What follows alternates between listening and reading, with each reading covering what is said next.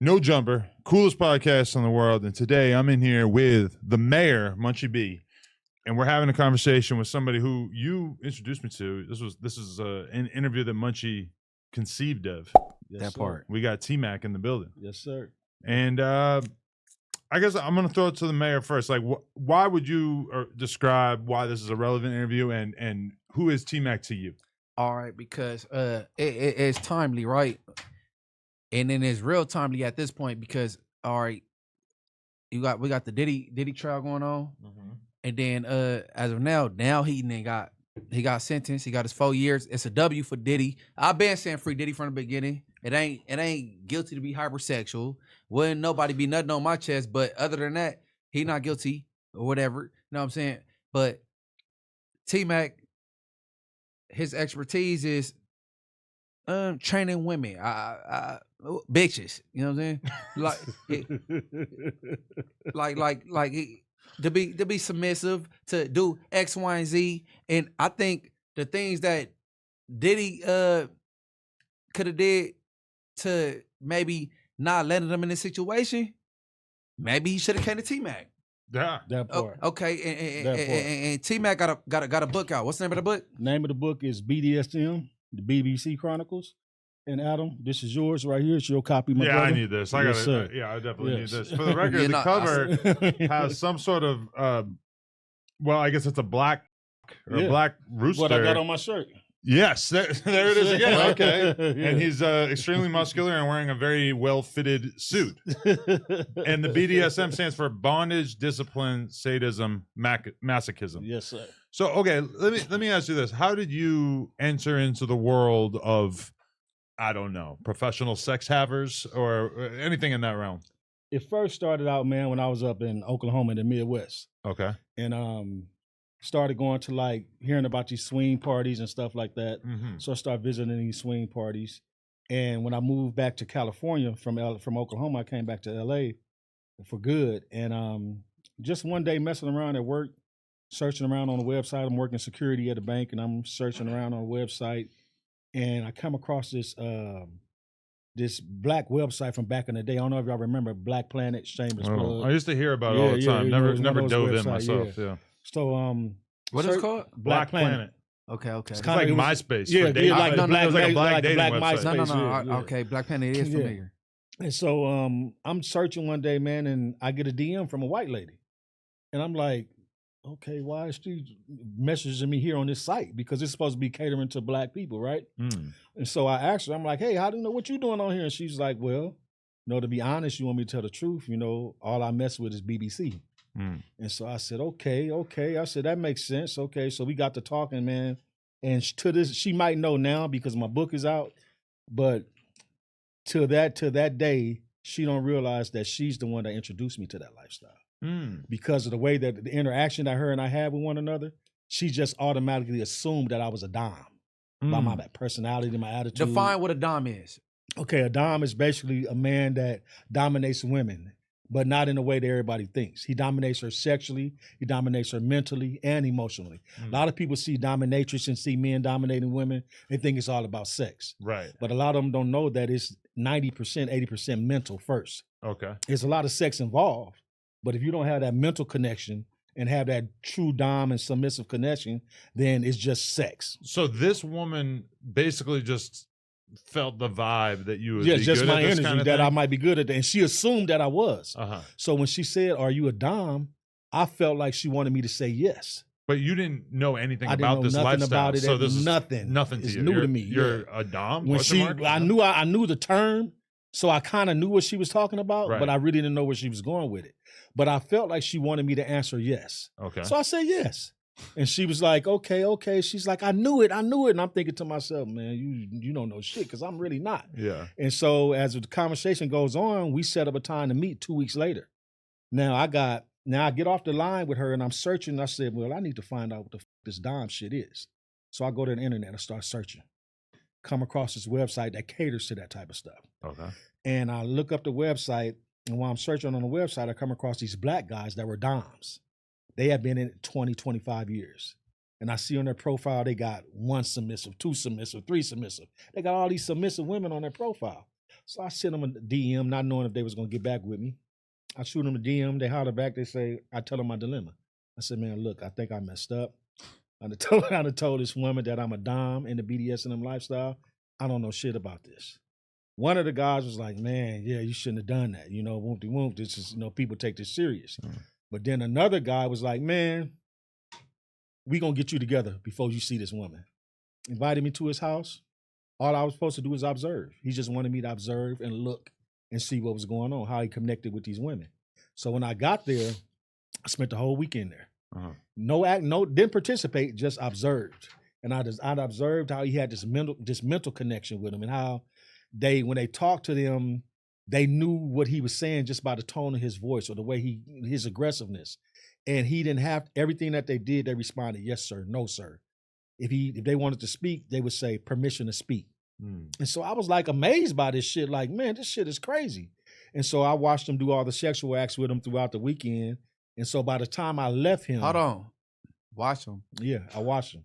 I had to watch, bro, because I wasn't there to participate. What was the sex like? Was he? What was he Both doing of to them? Yeah, what was it like?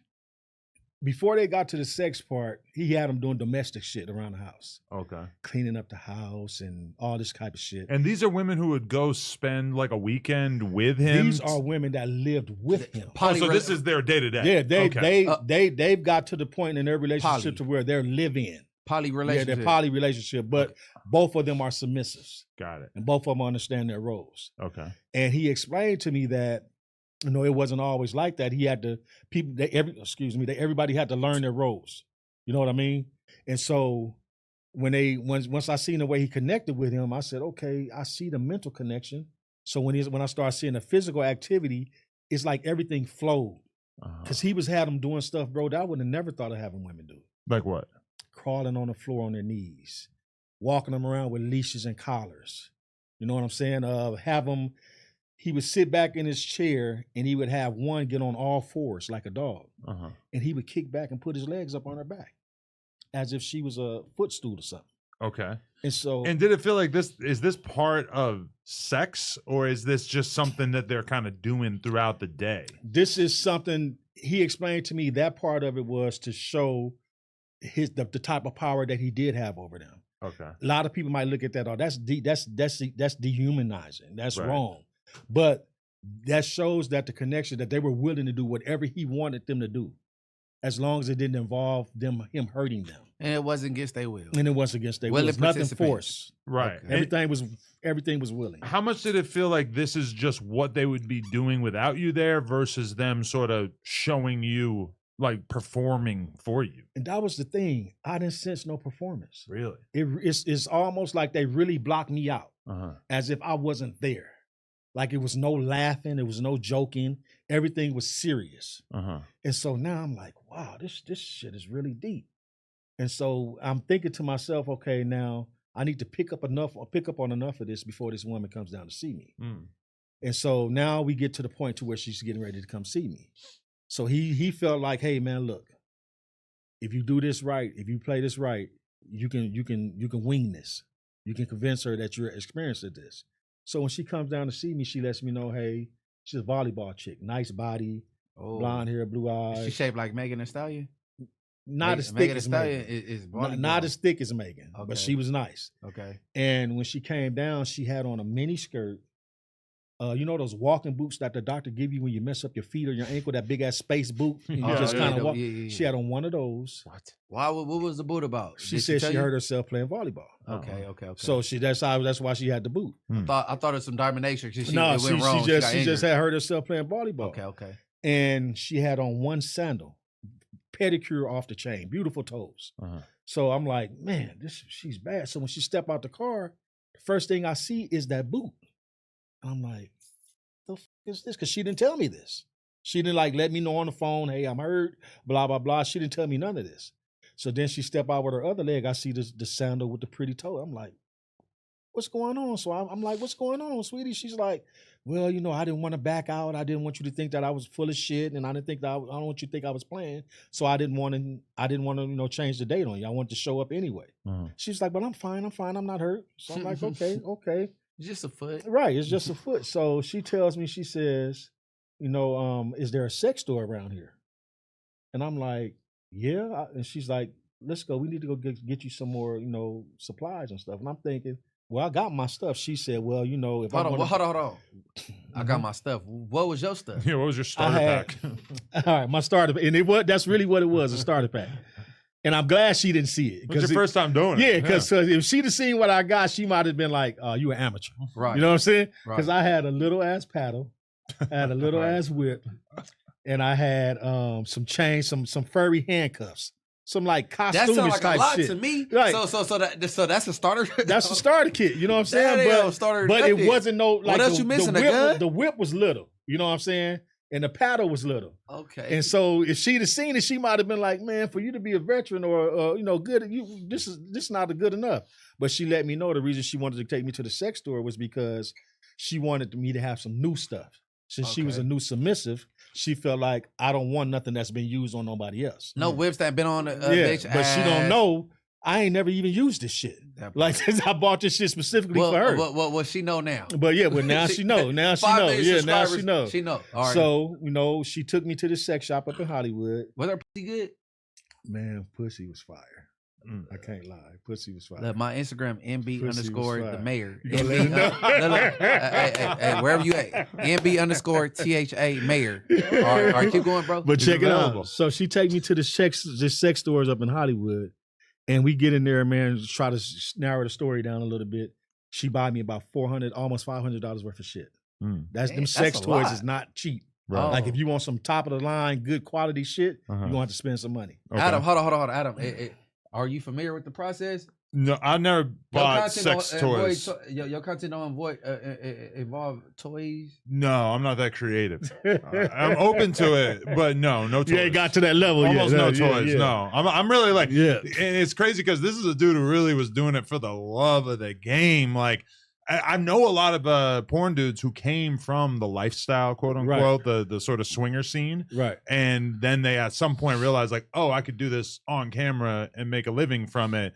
But I'm always so fascinated by people who just kind of got into it from just pure Yeah, passion. just crazy how. Well, I really, fell you were into just it. trying to get laid at Yeah, first, I know. because you weren't turned on by this necessarily, right? No, because you're totally I didn't new know to what it. this shit was. Right. Yeah, you know what I'm saying? So we get to the sex store, we get to the counter to ring it up.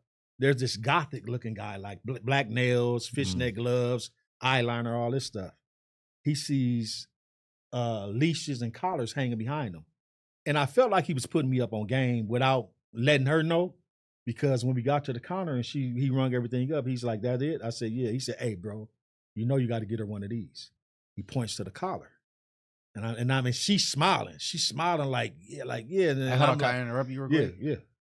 It sounds like she been to that store before and he recognized her.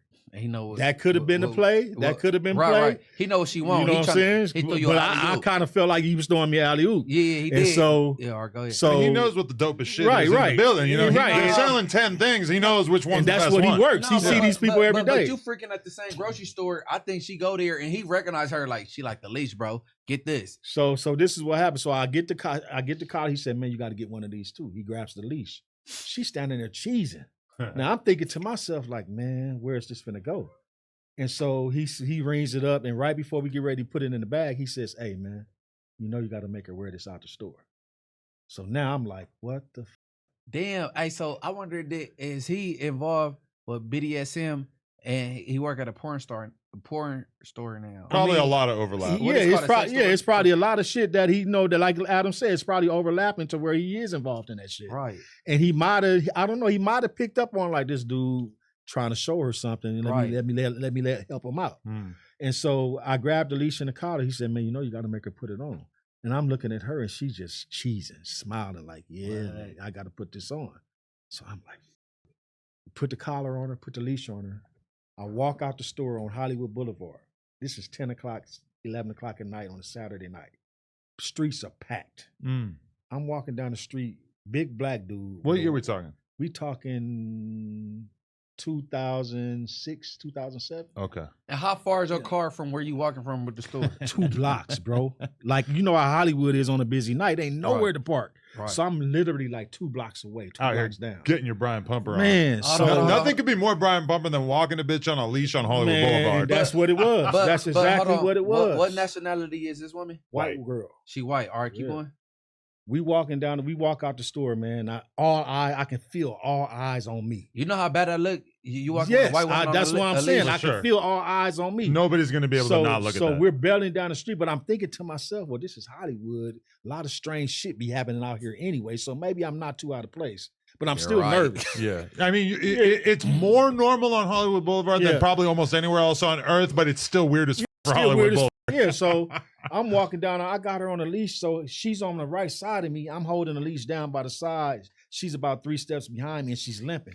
You know, with this limp. And my God. Oh, she got the they're boot on. thinking that you beat her and broke her. Just hold picture on. The average person is going to make that This is assumption. the girl with the boot. Yeah, this girl. So she got a boot on. She on all fours walking on a leash. No, she's she's standing walking. up. She's Yeah, walking, Oh, but she's limping because she got that boot on. okay. Now imagine me, this big black dude, walking with this white girl on the leash, and she limping with one boot. And it looks like you just beat the shit. Yeah, she's walking behind me. A little while back. And so now I'm nervous as fuck. I'm like, man, the police gonna pull up on my ass, and it's gonna be all bad. And so these black dudes pull up, and they like, hey, man, you see this nigga got this bitch on his leash? They're like, oh, this shit is epic, man. It's epic. I'm like, oh, man. So now all the attention is on me. Now, my only thing I'm thinking in my mind, man, just get to the car, bro. Just get to the car before the police. You was speed walking? Speed walking, like she limping like a motherfucker. Nigga, we walking, she limping. I'm trying to get her to the car. So we get to the car, man. We get to the room, and I go through the process. I remember everything that I noticed at the guy's house. Everything that how he talked to him, how he commanded her attention. And so I tried to just mimic everything that I seen him do. And when I did that, she was responding just like his subs were responding. So that made me feel like, okay, I'm doing something right. And so I kept on doing it. And we went through the process of me. Basically, we did some sex acts. You know what I'm saying? I did some things with the paddle. I tied her up, put her in some bondage, made her crawl on her knees. I tested everything out that I seen him do with his girls. And it worked. Everything went fine. And after it was all said and done, I decided that I needed to paddle her, real good, to leave some marks on her. And hold on. Why and how did you decide that you needed to paddle her? Because I remember he told me that a reward to the submissives is if you leave some type of marks on them, like a bruise on their ass. Or that's confirmation that you really did. That confirms that she belongs to you. All right. I hate to use that term, but that's your property. You know what I'm saying? And you control that. And by leaving those marks, that lets her know mentally and physically that she belongs to you. And when I think about it, most guys I know, when you get a girl back to your house, you're having sex with her, it's like you fuck her for, I don't know, 10, 15 minutes if you're lucky, and then you nut, and then you watch Netflix and you eat Fritos. what, I mean, maybe you were going a little bit harder than that, but was it weird, like being in this environment? For at least me imagining myself doing this, it's like I got a rock hard boner. I want a nut so bad, but instead I'm paddling, I'm walking around, and that's doing the all thing. this shit. And that's the thing. It take a lot of mental control because I did go through that. Yeah. I did go through that. And it's a trip because everybody know, I don't know if you heard of this motel in LA called the Snooty Fox. Of course. Heard of it. Snooty Fox is on Western. like I've been going to that place since high school. Across 17, the street 18 from years the, old. what's it called? Yeah, The Mustang. the Mustang, yeah. Okay. And they both they're 2 motels. They're across the street from one another, 2 different names. But I swear that they're probably shout out 4 extras. Yeah, in the 40s. 40, nigga, 40 yet. Yeah, that's 40 where it's crib. at. It's in the 40s. Yeah, that's where it's at. Snooty Fox is in the 40s. Do they have an hourly rate? Yeah, man. yeah, They do. Okay. No, they fill up fast. Let me bro. tell you There like ain't this. There ain't no room in here. Back then, it was 3 hours for $24. Oh, they got that. They love had they had hourlies back Yeah, then. Sign me up. Back then, it was $3 hours for $24. They don't got hourlies now. Yeah.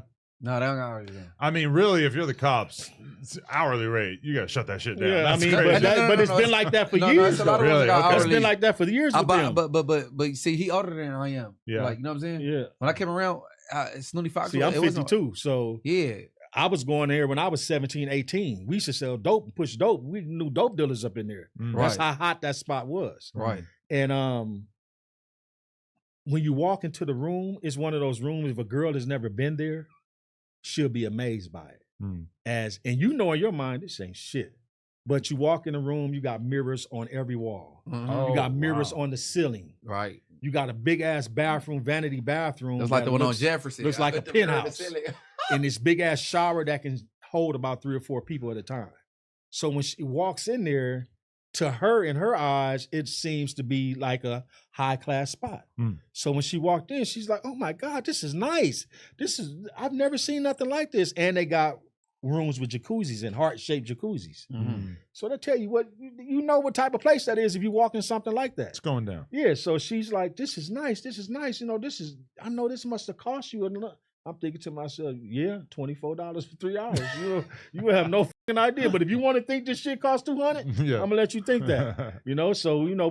So that's how that room is set up. So that was my first experience with actually having a true submissive doing that. But after I had that first experience, I was hooked. You were off to the races. I was off to the races. Do you feel like you had finally found something that had always been there, but you hadn't been able to identify it in terms of your sexual desires? I think it did, because even growing up, man, I can remember, and I was never molested. I was never had none of that type shit going up. But I can remember growing up in elementary, man, getting sent home for humping on girls. And I didn't even know what the fuck I was doing. You know what I'm saying? You just see some shit you see on TV, man and a woman, and I'm trying to imitate that shit in elementary. I'm getting sent home every day, getting my ass whooped for being mannish as a kid in elementary. Hey, bro. The elementary I went to, bro. Yeah. When I was in Warren Lane Elementary, that closed it down now. Our grade level, we was doing shit shit you shouldn't have been doing. No, not at all. Yeah, and that's why. I'm like, damn, my daughter 9, she about to be 10. My youngest daughter, I'm like, I hope it changed. Times they change is more. You know what I'm saying? You know what I'm saying? I think they more advanced now. But they more on tablets now. Yeah, with the social media and internet, they exposed to a whole lot more shit. Imagine if we was exposed to the shit they got exposed to now. But also, when we were younger, there was like almost nothing else to put your time into than girls, trying to get some. Yeah, that's it. Now there's all these different Twitch streamers. I kind of understand why people are having so much less sex, especially at a young age, because there's just more shit they could be doing. And a lot of people that know me, they like, man, even my family, like, you was destined to do some shit like this. You know what I'm saying? Because my step pops, he raised me, and he used to have all these porn magazines, just trash bags full of magazines and videotapes. And when him and my mom went out, guess what I was doing? Yeah. In the room looking at them damn magazines. That part. Yeah. You know what I'm saying? So I was going to school with more knowledge than kids in my school because they weren't exposed to the stuff that I was. Okay. Adam grew up different than us, right? Right. So remember back in the days, the bootleg cable boxes with the chip in it. Yeah. And he just had a porn channel. That's all they had was a porn channel. And then they wouldn't get fuzzy. You flick it, and it turn right back to it. Yeah. Like bro, I used to be watching the porn shit. Trying to see through the fuzziness. I turn the volume all the way down, let down the hallway. Yeah. The boom, I'm looking like they. Yeah. Clapping. I'm like, oh, eagle. I was beating my to the scrambled porn. Me too. Yeah. No bullshit. It was like, it was all scrambled. You trying to see, bro. You trying to see I was lines. Adam. It was that damn bad shit. Hey, I remember them days, bro. No, Adam. You didn't have bootleg cable. I did not. Yeah. But I would beat off to the scrambled porn. It was scrambled like that. You would pay to unscramble it. You know how you see it? You look at the TV and they got all these fuzzy lines. You can't see the picture. Oh, got these clear lines. Yeah, got all, but you can't see the picture. Every once in a while, you might see a titty, or you could might see an ass, but you can hear it. When you're a kid, but you can't really see it. Anything is great. Then it was sometimes it would clear up for about 3 minutes. Okay, you can see some actual. Always heard about that, but I never actually encountered that. No, because I'm in my 30s, in his 40s, in 50s, right? That's all. Yeah. Okay, all right. Yeah. So that was my first experience with that. But once I got into it, bro, I remember what he told me. He said, man, if you get into it just for the sex part, he said, you're going to have a lot of bad experiences. Right. You're going to fall in love with it. He says, so you got to learn how to step outside of the physical part and get into that. So you ain't never caught feelings for nobody that you was doing business with? No, I have. For sure. That's a part. Let me put it to you like this. If you got a submissive that you really like. Right. And y'all got that chemistry and y'all connect. Right. And she's trusting you to not abuse it, but a lot of people would call it abuse. But she's giving her body to you. She's giving her mind to you. And she's giving everything sexually to you. So she's trusting you not to abuse that. Okay. You know what I'm saying? Not to make this Abuse her authority. Abuse her authority. How does that not turn into a relationship That's more what I'm often saying. than not? Well, more often than not, because you establish before you actually get as deep as you're going to get into it. You establish with the You person could establish before it what starts. you want, but I'm saying once you had this agreement, y'all doing what you Eventually, what you do. villains feelings start to evolve. Okay, Yeah, but I'm saying when the feelings evolved, what happened with you and the girl when the feelings evolved? Yeah, how does it go bad? Y'all typically? talk about it. You talk about it. You find out, okay, usually it's her letting you know, hey, look. No. I said you. Did you develop feelings during this? Yeah, but I'm gonna tell you this how it works though. If the man develops feelings first as the dom, How did you? No, I'm saying how did you handle it? I didn't hide it because the person that I had developed the feelings for. Is your baby mama now? No, hell no, hell no. One thing I can say, none of the women that I was with in that lifestyle never seen me. They never became my wife or my woman in vanilla. Vanilla means just normal relationships, nothing kinky, just regular sex.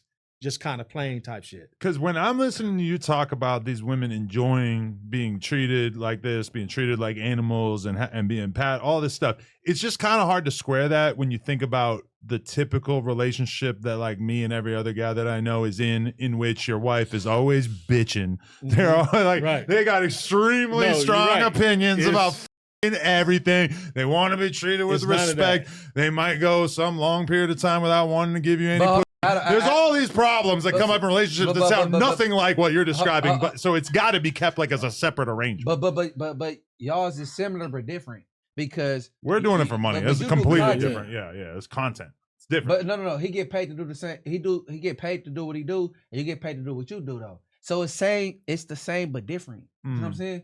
Right. So but you in business with your wife. Right. It's a business. But I'm asking him. Little pom good. She got chemistry. She might be your type, your look. And then when you call feelings, so you said just with a talk, it went away? No, this is how it goes. When you feeling yourself catching feelings for this woman, 9 times out of 10, she already had them before you got them because of the way you're treating her and the things that you're doing to her. Right. And she was already looking for this anyway. Yeah, she's already looking for it anyway. Right. So now I was never the one to say, okay, look, we need to take this another level. I always left the door open for them to do that. And once they let me know, hey, this is how I'm starting to feel about you. I'm starting to feel up these emotions. I want to see, can we make this a little more serious? How do you approach that? Once they tell me that, it depending on how I feel about her. Now, if I'm feeling the same thing about her and I just never mentioned it, I'll say, okay, you know what? We'll see how this works. We'll give it a try. We'll open up the door. So now, outside of training her to be submissive sexually and all this type of stuff, now you're starting to go on dates. Yeah. You know what I'm saying? Now you include the dating aspect. Taking a girl on a date by definition is like a show of respect. Right. Exactly. I am taking you out in public. Anybody could see us. I'm spending hundreds of dollars so that you can enjoy a nice meal. It's like the total opposite of bringing a bitch back to your house and using her as a stool. Yeah, as a stool. You're right. And when you do that, when they get to that level of that relationship with you, that makes them feel even more special because she's already attached to you through your lifestyle. But now you adding the emotional aspect into it, which makes the chemistry a lot more stronger. And now it's not only on her, but now your chemistry, your love becomes more stronger for her. Now you're starting to realize like, okay, I'm really starting to love this woman. I'm really starting to love this girl. And when it gets to that point, it's up to you because a lot of men in the lifestyle, they'll come in and they'll say, hey, you're my property, you're on my only property, and that's a sign of you and your feelings. Right. You know what I'm saying? But then you got some men that'll be like, okay, well, you're my sub, you're this and that. We're going to put a limit. We're going to put a limit to what I allow you to do. Some men allow their women to be with other doms. Some men, a dom might contact a guy and be like, hey, I like your submissive, blah, blah, blah. Do you allow her to play with other men? Let me ask you a question, bro. And it's timely. Now, you get a call from this random woman. Boom. She hitting T-Mac up. You pull up. Then you find out P. Diddy Combs is in play. Boom. Like, with the reputation that P. Diddy got, because before all this freak off shit came out, everybody already assumed he was gay. Right. I want you to F my girl know what I'm saying? Right. Well, I'm gonna sit here and beat off. Right. how you approaching that? That's cuck activity, bro. Okay, and then you got cucks, and But what's not the for other- you. He's Not the for cuck. me. Yeah. He's the cuck. No, So is that normal to you? That's just like regular. As I got years and years into the lifestyle, it became a normal thing to where I was having regular men, just regular working men that were on this website, see my profile and say, "Hey, look, man, I got a wife. She's in the BBC. She wants to be dominated, and I'm small.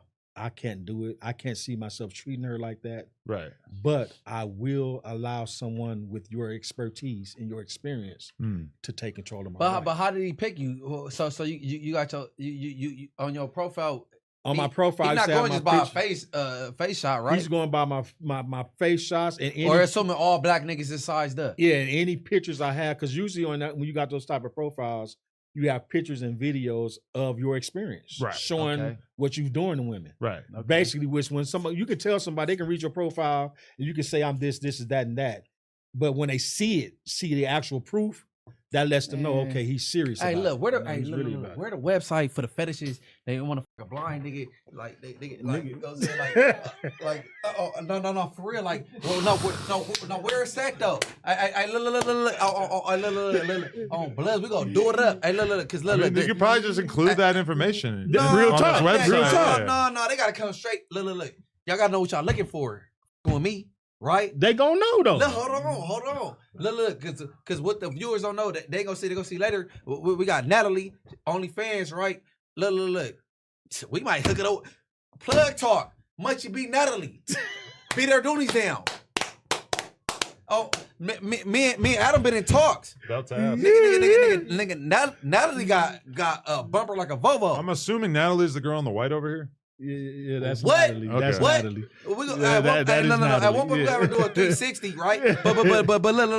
That might be the blood plug talk. What much he beat? It might be. We man. might have to. It might Wait, be. all right, I have more questions though. So you do this with this one girl basically for free, Right, because I'm learning. and then how do you go about doing it with more girls at that point, and how does it become an actual business? Expertise. It becomes a business when it's for me. It started with the couples, Okay. and when the husband started reaching out, and I started talking to those same guys that mentored me. Like, hey man, this is the situation. I got this man reaching out, blah blah blah. He said, well, look, first thing you do is if you're agreeing to be a part of that relationship, let him understand, make sure that he knows that this is heterosexual only. Ah, yes. He said, because this is a kink lifestyle. And it's the same dude that let your boots from the beginning. No, yeah, he's telling me this. This is the same dude? Same The dude. guy Yeah, who he's put him telling on me this. Sensei. Okay. Yeah, the sensei basically. And he's saying, make sure you let him know that it's a heterosexual because motherfuckers think that this is a kink fetish lifestyle. Anything goes. And he said a lot of these men be into some old freaky shit. Yeah. So he was like, make sure you clarify that it's heterosexual only. No bisexual shit. None of that shit will be tolerated. And so once you do that, and the first time you do it, just kind of show him what your skill level is. And he might want to be there. He might say, well, this is her first time, my first time doing this. Do you mind if I be there to watch? How much did you get paid the first time you did it? The first time I ever did it was $500 cash. Okay. And You might want to say your first time and not after that, bro. You don't never get your price. but here's the deal. The rates have gone up. That's Yesterday's price ain't today's price. That was your first the time. first time 500. when I did that though, that wasn't my price. That's just what they gave me. Got it. Oh. Like, Okay. hey, this is for your time, blah, blah, blah. And so now it clicked in my head like, whoa. So once you're in that environment though with this random couple, because this random couple doesn't even know about the BDSM shit you were just doing with this white girl, Nah. what do they expect of you? When they see my profile, he's expecting me to do all the things that he see in my picture, visual-wise, my photos and my videos. He's expecting me to do that to his wife. Okay. And what he's getting out of it is a happy wife. Right. And what she's getting out of it is all the pleasure that she wants. And he's just sitting on, like, is it like they say, like there's a little chair near the bed or something? Kid you not, my first time this happened. Show up to their house. I get there. He opened the door. I could walk in. He introduced himself, whatever the case may be. His wife sitting over there in some lingerie. They're in the bed. We go into the bedroom. She's laying on the bed in lingerie. He got a chair, just a regular chair sitting over in the corner. We go up in the room. And I didn't really know what to expect because it's my first time being in that type of situation. Right. And so he's telling me, well, you know, this is new to us. You know, so you take charge. So now I'm like, oh shit. So now I start thinking about. So now I'm starting to think about what the sensei said. Well, yeah, what the cat was telling me, what he taught me. Yeah. And so I said, well, what I need you to do is just. I said, you here just to watch just for this first time. He said, I just want to make sure she's safe, make sure she's in good hands, and then whatever happens from that point just happens. So he sits there and he watches, and he really just sat back, man. First, he wasn't paying attention. I was over there doing my thing with her. He might have been sucking on some ladies, might have been fingering her or something, and she's making all this noise. So every once in a while, I would look at him and catch him looking to see why she's making this noise. And once I seen that he was, because first, when you first doing it, you don't know if this husband gonna get jealous. Yeah. And you're gonna have an episode or what. So you kind of watching your back. Yeah. And so that's kind of how I was. But when I seen him like be okay with the things that I was making her do, making her body do, I start to relax and feel calm. So now every part of my body starting to relax. I'm starting to rise up. I'm solid. I'm ready to go. And was she attractive? She was fine as all right. Fine as How often is that the case? You ain't having you ain't had no ugly, like unattractive bitches like yeah, I'm gonna tell you a story about that too. But I'm gonna finish this one. Okay. Yeah. So she once he'll sit in the chair and me and her get down. I have her giving me a job. I have her laying on her back. I may be making a skirt. I may be fucking her doggy style. And he's literally sitting back, but you can see him over there adjusting his pants, filling on over his. But he was never masturbating though. He never did no masturbation type shit. What you mean he in his pants, nigga? But no, he never pulled his dick out though. No, nigga but he gotta say, you know. No, not his hand wasn't in his pants. He was just grabbed, just like you standing outside, nigga. You grab super casual. Yeah, he just like kind of keeping it warm through his pants. Like his shit is hard, so he adjusting it. Okay. And so he's watching it, and the first section, I kid you not, was probably about 30 minutes. Okay. And when we were done, he was like, "Man, I never seen her act like that before." Huh. He was like, you know, you opened up some doors that I didn't have no idea needed to be open. Wow. And he was like, man, how would you feel about making this an ongoing thing? Right. I said, what you mean an ongoing thing? He said, well, man, we require your service and we compensate you. I'm like, okay. I was like, imagine okay, we how can work that out. Yo, gotta be, and then how emotionally attached. But sometimes it ain't even got to do with that. It's you love her enough, you know you can't compensate her. Yeah, sometimes it's just that nigga like. I ain't never been out of love. Sometimes they love their wife so much to the point that it ain't that they don't work. No, not at work. He can't do what you. But some guys, their dick literally doesn't work, and in that case, it's kind of like easier to understand why they doing it. Or also with Diddy, a thing that I think a lot of people are missing is that this is a dude who's doing Molly every day of his life for his whole fucking life. His dick ain't getting hard. Yeah, you're right. You know right about that. And you run into that sometimes. Yeah, I figured. Yeah, you run into that sometimes, and so he said, you know, what would you charge for something like this? Right. And I said, well, what are you preparing to offer? She goes in her purse. She pulls out a couple $100. He goes in his pocket. He pulls out a couple $100. All together was $500. And he said, I don't know if this is enough. He said, you tell me your price. And so me being new at that time, I said, this will cover it for now.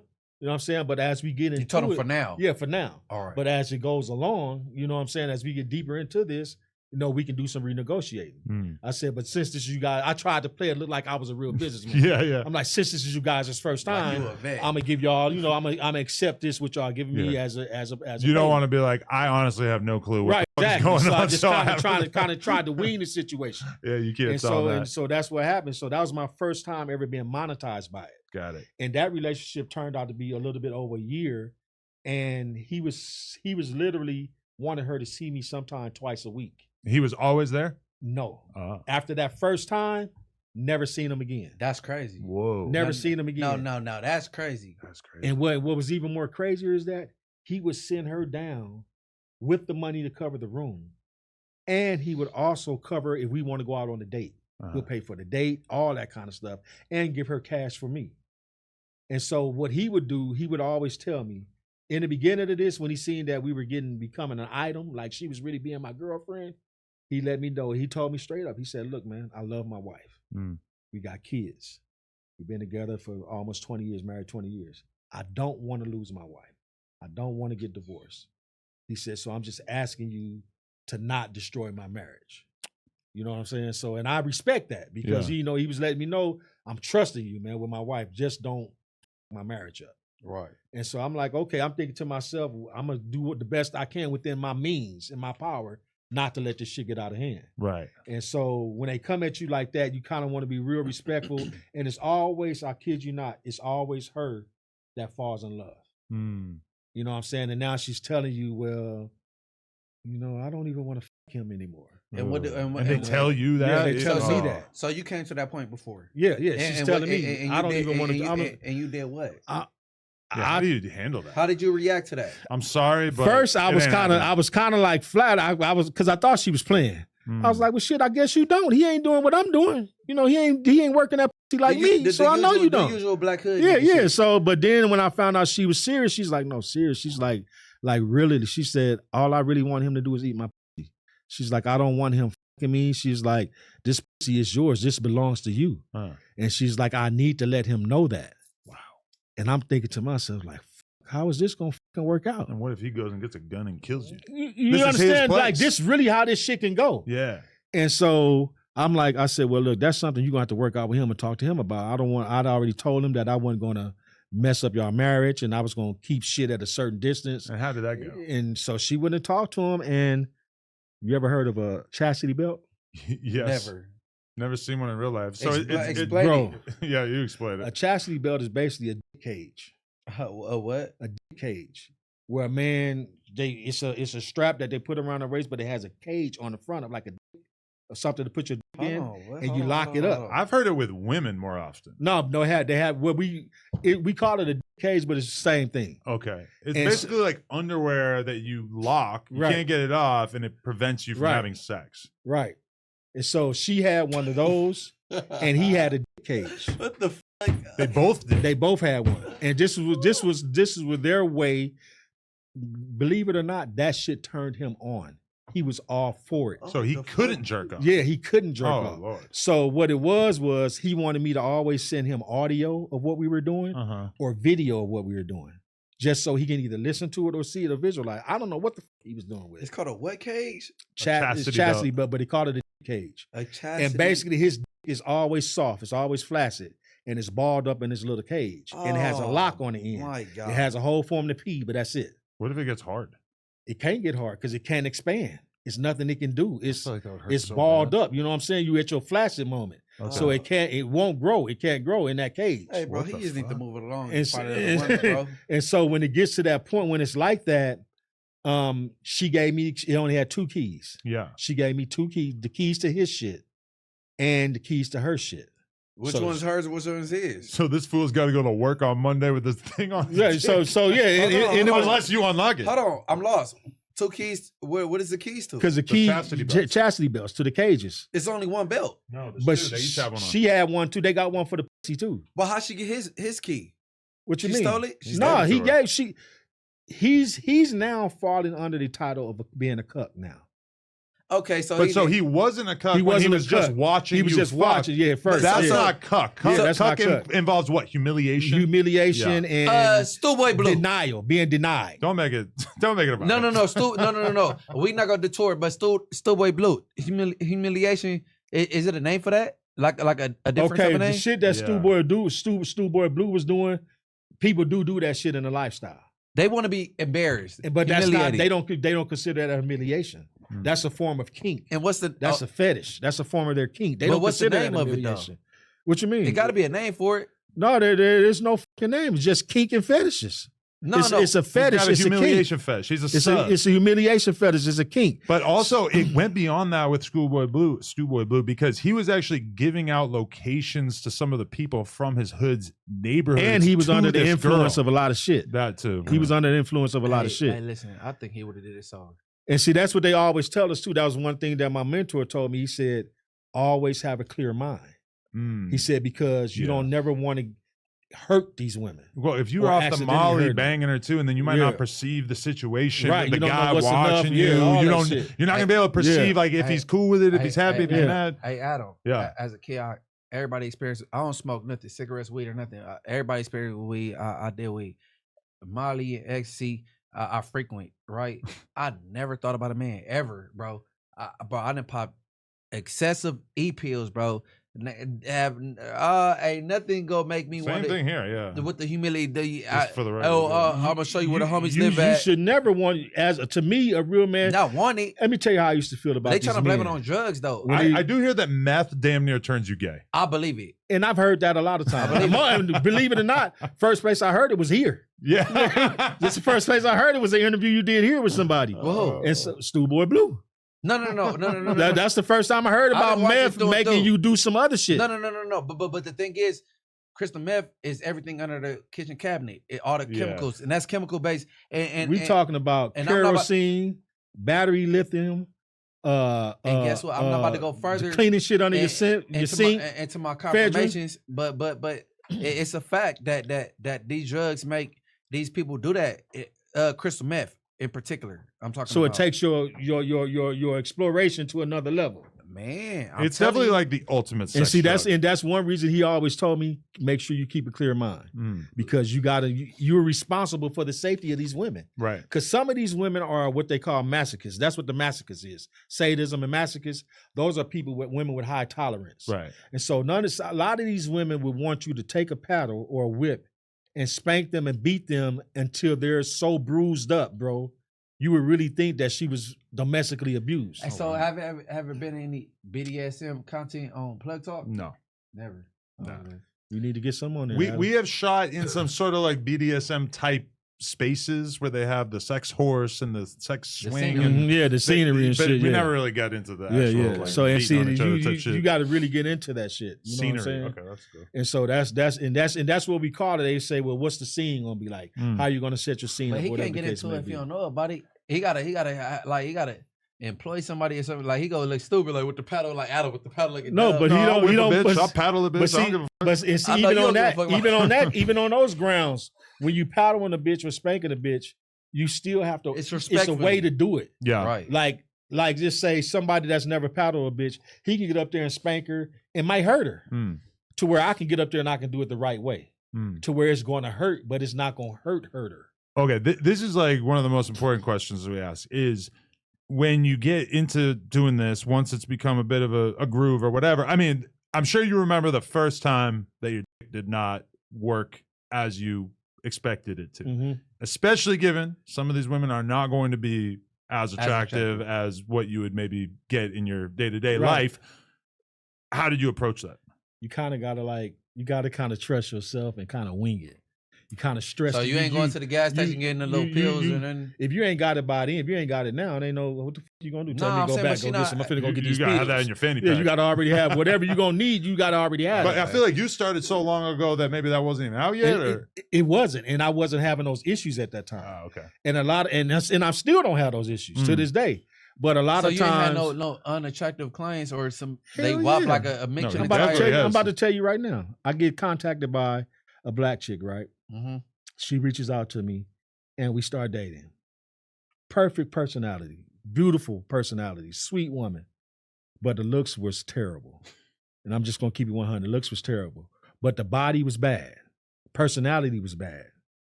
We go on a double date with her and one of my buddies, one of her friends. Her friend gets up and goes to the bathroom. This is how bad this girl looked, face-wise. When her friend got up and went to the bathroom. Body cool? Body cool. Everything. Okay. She was fine physically. Okay. Face was just shot. Whooped out. But she had a personality though. Like how some people just got that personality. They balance out. Yeah, you can accept that. You can work that. Okay. She got up and went to the bathroom. When she got up and went to her bathroom, her own friend that she bought on a double date asked me, "What are you doing with that wolf?" Oh, hell no. This is her own friend. Her friend is a hater for that, bro. Yeah, this is her own friend. No, you know what I'm saying? So she was on some hate shit. She did want to. Right. That's really what it was. And that's my boy that I bought for her friend. He was like, "Oh, nigga, she just want to fuck you." Right. You know, that's why she hating on her homegirl. Right. Like, who would do that? You know what I'm saying? And so, but in those type of situations, man, her personality and her body, like sometimes, like you said, it just don't work at the right times that you want it to work sometimes. A girl could look good and it might not work. Yeah. So, but what I ended up doing was the more I prolonged the physical part of it, the more I was able to eventually get into it. Okay. And my shit started to wake up. Yeah. You know what I'm saying? But I had to gradually work myself to that point because the last thing I wanted to do for her to realize, oh, this nigga ain't working. Yeah. This nigga knows. So I knew it was going to come, but I just had to wait for myself to get relaxed enough and accept that I would do this to her. So the BDSM field that you entered, that's your former field, or you still? That's my former field, man. When I end up getting with my woman, that's when I had to like back up off of it because she wasn't into that. What about consultations? You talking about as far as educating people and teaching people? Yeah, I'll do that for sure. Like they tap in. They want to know, like, nigga, man, I need. You know what I'm saying? For sure. I'm gonna tell you a situation about a couple that I had. This is what you call you need a YouTube channel, bro. A stag and a vixen. That's what I'm working on. No, for real. No, I'm seriously working on that. Bro. I'm seriously working on that. This is title called A Stag and a Vixen. A stag and a vixen is basically the husband is the stag, the wife is the vixen. Mm-hmm. The husband likes to watch his wife get fucked. Don't want to participate. This is different from a cuck. He doesn't want to participate, but he just wants to make sure she's safe, and he want to be there to make sure that shit don't get out of hand. Mm-hmm. True story. I get contacted by a black chick. She reaches out to me and says she's been married to this white guy for about 20 years since they've been in college. Mm. Only dick she's had since she's been in college. They got kids. Marriage was on the rocks. She told me that he wasn't fucking her. And she told him that, hey, look, I'm going to divorce you if we don't do something about this situation. And so he still wasn't fucking her. So she told him that, well, if we're going to make this work, you got to allow me to have somebody that I picked to have sex with, since you don't want to fuck me. And she didn't really know why he didn't want to fuck her. But it wasn't on her, it was on him. Mm. And so she reached out to me. And she explained to me the situation. She's been married to her husband. They got kids, blah, blah, blah. Fast forward the story. We agree to meet. I meet them at the hotel out by LAX. We get out there. He opens the door. Remember Danny DeVito from Taxi? Little short, from Twins with Arnold Schwarzenegger? Yeah. Little fat guy. That's what the guy looks like. That's what he looks like. It's like the worst looking man on earth. Looks just like Danny DeVito. Fat. Little fat, stubby. Oof. Wow. Probably haven't seen his in years because that's how big his stomach was. Oh. And so now I'm thinking to myself, like, wow, I see why he's not fucking her. You know what I'm saying? So he opens the door and I go in there and it's this sexy black woman laying on the bed, lingerie. Beautiful. Now I'm thinking to myself, how can you not be fucking her? As fine as she is, how can you not be fucking nasty her? As you are. How are you not thankful for this? Yeah. And so we get in there and I get in there. He got a towel sitting on the table, water, wine, and weed vape. Because she told him I smoke weed. Okay. So we can't smoke in the room, so he bought a vape. So we get on there, we talk. He says, I don't know how this is going to work. This is my first time. I don't know if I'm going to like it. He said, but I just want to be here to observe. Fine, we get into it. I start fucking her. Immediately, I think because she was so turned on by me, the minute I start fucking her, she starts squirting. Like, I'm talking about maybe the first couple of minutes into fucking her. He jumps out of his chair because he's sitting back in the chair watching. He jumps out of his chair, gets on his knees, like she's on the bed. So he's on the bed on his knees, all up in her face while I'm fucking her. And I'm looking like, what the fuck is this dude doing? Because his face is now very close to Yeah. So I'm like, what the fuck is going on? Yeah. And so now she's like, honey, what are you doing? What are you doing? He's like, oh, I just want to see what he was doing to make you sound like that. I've never heard you sound like that. Right. I was just trying to see what he was doing. And so she's like, well, can you just sit over there, like, stay back? Like, you're bothering my concentration. So I'm like sitting to myself like, man, this shit is crazy. Look how she talking to this dude.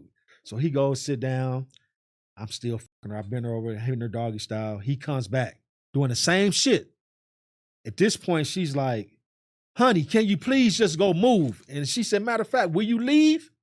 So I'm like thinking to myself, I'm feeling fucked up because this is his wife. And she's telling him to leave while another man is fucking her. So I'm like, he's paying for all this shit. Crazy. So he says he has this sad look on his face.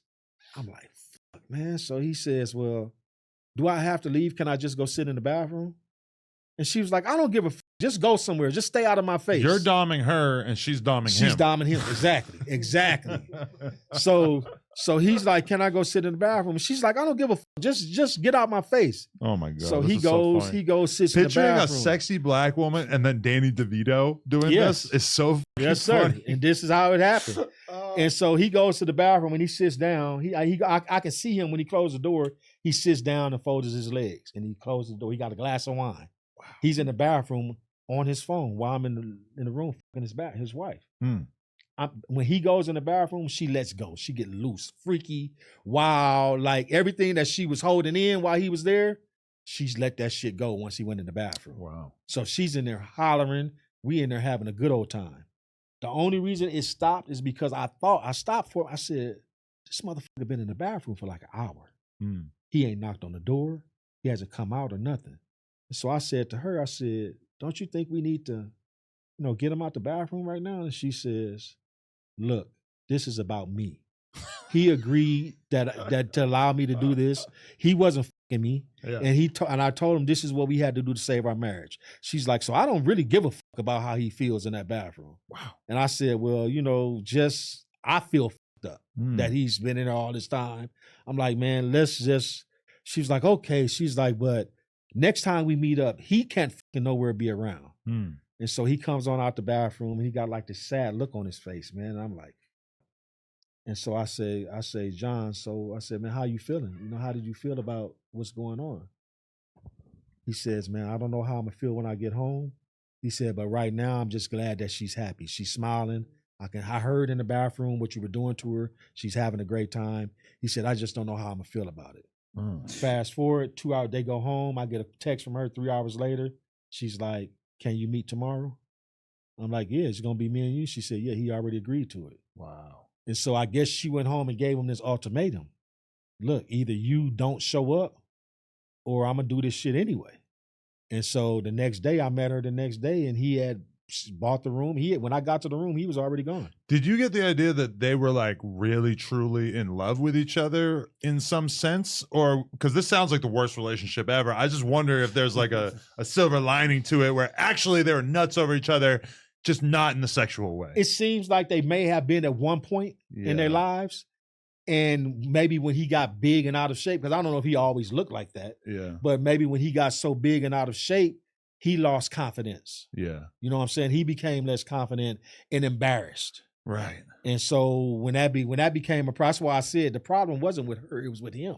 He's the one that didn't want to fuck her. And I'm looking at her like, man, what the fuck is wrong with you? And then I'm thinking to myself, well, he's probably ashamed.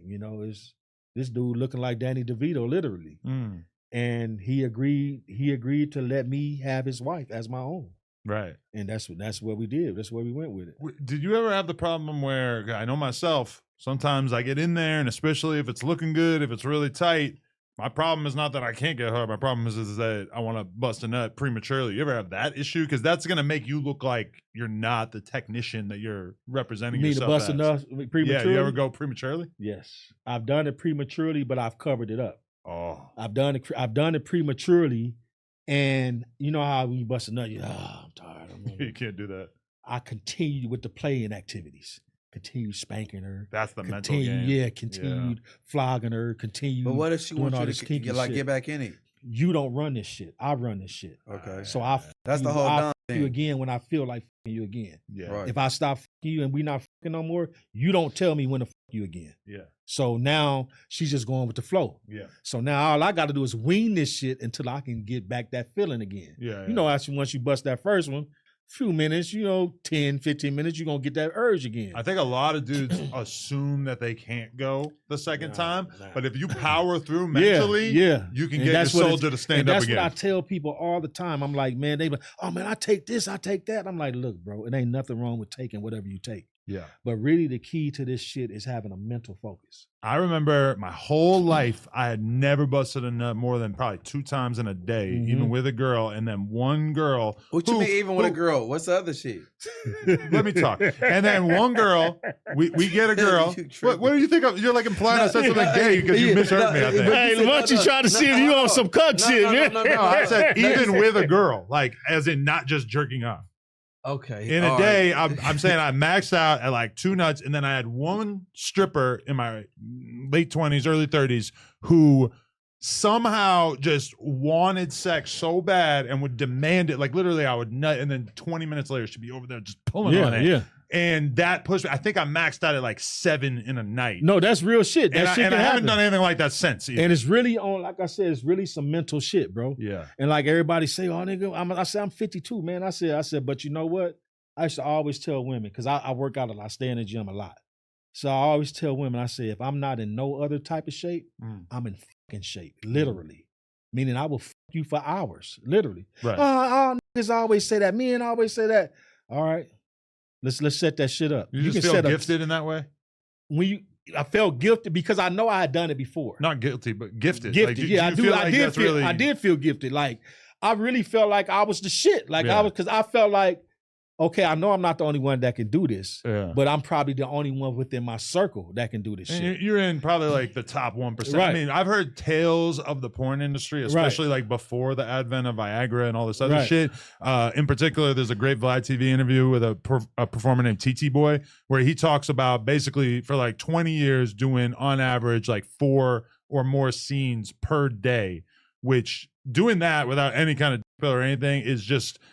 You have to be like the horniest dude on earth. You have to be genetically gifted in order to be able to do that. The average guy can't do that shit at all. Hey, let me tell you something, right? Like I'll be in jail, and I think since I went without sex for this long, I'm like, when I get that's out, discipline right there. I get in it, I'm gonna just explode. That's what I'm thinking, right? But that ain't the case. You know what saved me? Because being in jail, you masturbated, that helps your stamina.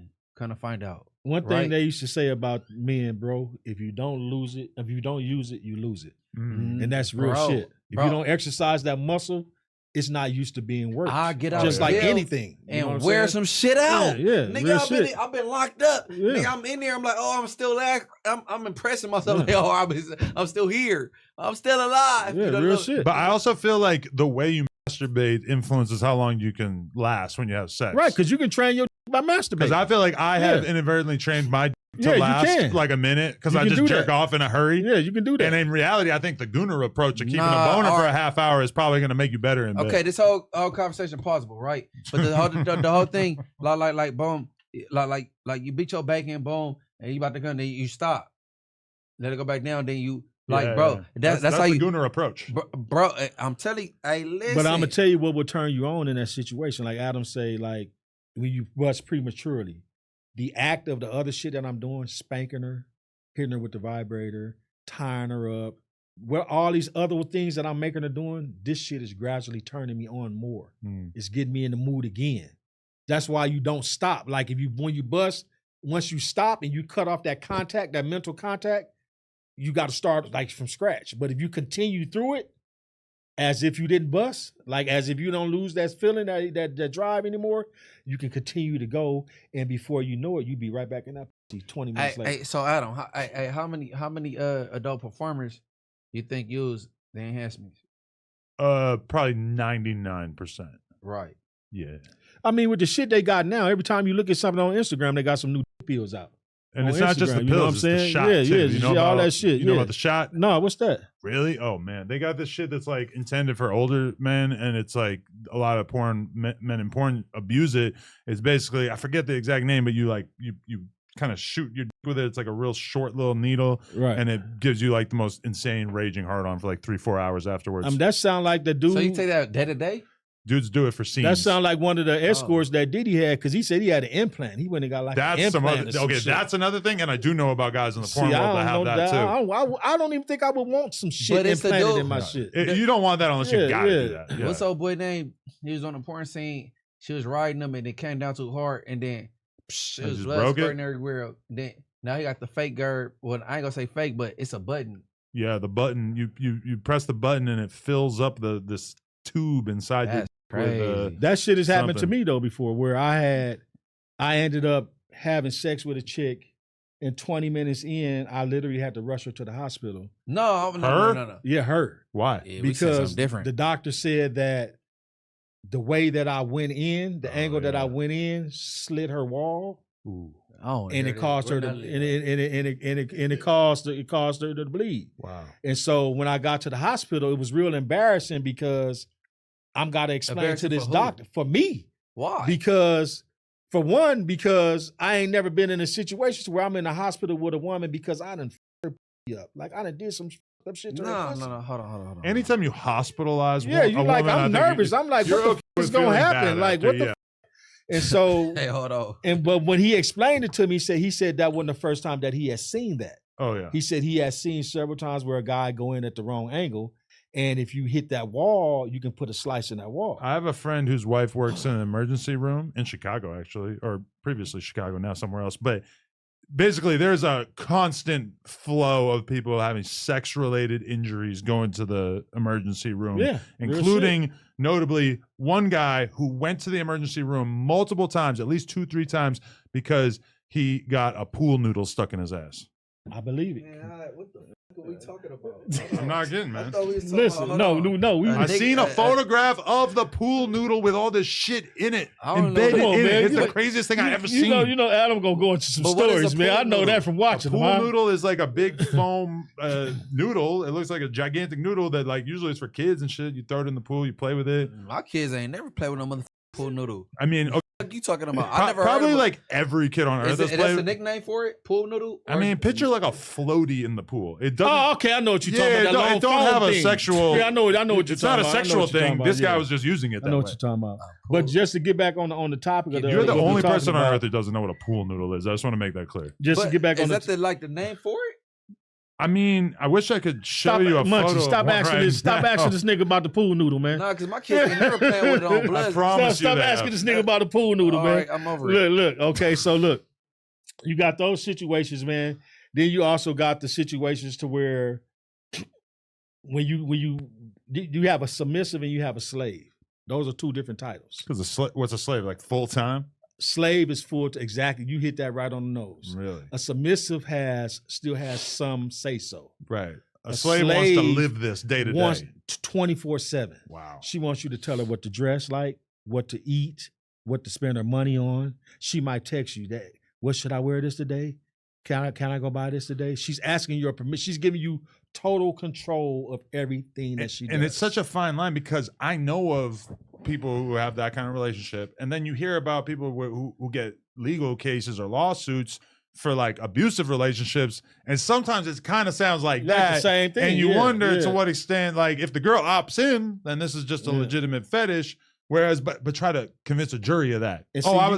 She was my slave, but she wanted to be my slave. The jury's gonna be like, what the there's f- are you court talking cases about? like that though. You can put in this lifestyle, you can put a woman on a contract. Oh, that's she smart. can sign a contract, 6 months, a year contract, and everything that's highlighted in that contract is valid. Right. And it upholds in court. Oh wow. You know what I'm saying? So if the situation got out of hand and you went to court and she signed this contract and everything in that contract is what she signed on. That's smart. Okay. You know, you're good. You covered because they know as long as people frown on this lifestyle, they know it is a lifestyle. Yeah. And this shit does exist. And so that's you can put a woman under contract. And so it's like, even when I got into this, I used to tell people all the time about my stories, tell them all my experiences. And my people was like, oh man, you need to write a book. You need to write a name. This shit is unbelievable. I can't believe this shit. So I had so many stories, bro, to where every time I told somebody, they would tell me, man, write a book, write a book, write a book. You need to write a script, do something. Because they never heard this from a black man.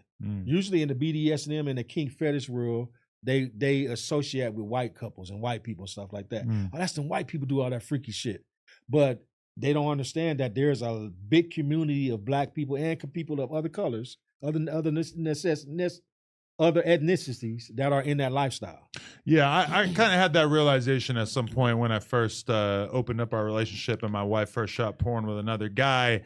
And I kind of realized like, oh, the hip hop audience that I have cultivated over the years is kind of like the number one audience that is going to think that this is the absolute craziest thing shit ever. Yeah. Whereas on the other hand, if you're hanging out around sort of like, affluent white people in Beverly Hills, it's normal. Quite often, people don't really need this explained to them. That's just normal. Ordinary. I never looked at that shit as abnormal.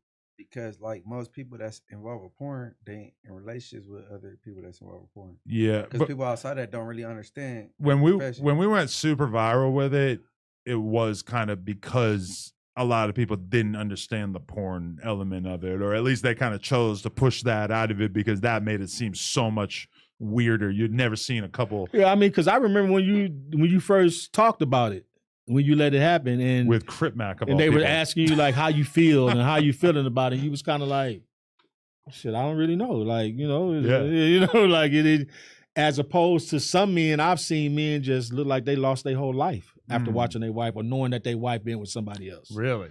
So it's like it crushes them. I think I had really been primed for it because my wife we've had 300 threesomes with other girls, and at a certain point, it's like I got so used to the idea of her being able to watch me fuck a girl and enjoy it that it's only right to let her. Yeah. It just but really for us, it's a monetary thing. Right. It was I got we probably you. never would have done it if it wasn't for the fact that we realized that this was going to be probably one of the most viral things we could do. I did not know how viral it would go, but it definitely ended up going way beyond. it is a true business, and that's why I decided to write that book, is because I had went so long of people telling me to do it, and I'm like, man, no, it ain't worth right. Then I read 50 Shades of Grey. Right. Then I read the other 50 Shades of Grey. Which I think a lot of people, when they realized that was a bestseller, it really kind of opened their mind of like, so this is what this shit is about. Yeah. And then when the movies came out, 50 Shades of Grey, they were rated PG-13. Really? So I was like, this is gonna be some bullshit. Because if you're gonna base it off that book, ain't no way it can be PG-13. How was it? The movies. Terrible, bro. Really? I mean, it's PG-13, so they didn't show too much. They showed some sexual indications, right? And acts, you can use your mind and figure out, okay, this is what they're trying to do. But because it was a PG-13 movie, it wasn't too much that they can, show or put up in. I did pick up 50 Shades of Grey in an airport probably 10 years ago, and I read maybe a third of it, and I was just like, okay, this is definitely for girls. Yeah, so it's one. So my idea on writing my book was to speak from a black man's experience in that lifestyle, because I knew that there was nothing else out there speaking about it and educating the people about it, because a lot of people think it's just about sex, and like I try to tell people, bro, they say, well, that's like pimping. I said, okay, if you want to compare it to pimping, because I said, but there's nothing forced. I'm not gorilla pimping her. I'm not making her do shit. We just have this mental connection, and she allows me the power. I'm not taking the power. She's giving me the power. To what extent are you worried about eventually getting in trouble with the law after you start basing your whole livelihood on this? I don't. When I was doing it, I never worried about that. Yeah. I never worried about that, because I had learned that because it is a kink and a fetish lifestyle, that this is something that's legal. Yeah. And as long as I'm not forcing her, because what Diddy was doing with Cassie, everybody say that, okay, she wasn't a victim. She wasn't a victim. She wasn't a victim. And I agree on up to a certain point, and I can speak on that because I know from experience with this lifestyle. In the beginning, she wasn't a victim. She was a willing participant. Right. She was calling him up for freak off sometime. It wasn't always just him. But where she became a victim and where he crossed the line was when she said to him, I don't want to do this no more. I don't like the way you're treating me, and I feel like I'm being used and abused. Right. That's when she became a victim. Because like they said, a woman can say yes 1,000,000 times, but that one time that she says no and you push her, and even right there, like, he's the definition of a guy who entered into this kind of relationship, but with his wife. Right, exactly. And see, the thing about it is, he was on some cuck activity. Yeah. Having a guy masturbate, him rubbing a guy's semen all over his chest. That's cuck activity. Would you have been opposed to that? Because it's not like you have to do anything. She's the one transporting the into the other room and putting it on his nipples. Would you be okay with that? Oh, that's how it went with Puffy? Yeah, it's not like he's coming on Puff's nipples. She's scooping it up and going over there. Yeah. No, both of them is foul. But I'm saying... Definitely weird, yeah. No.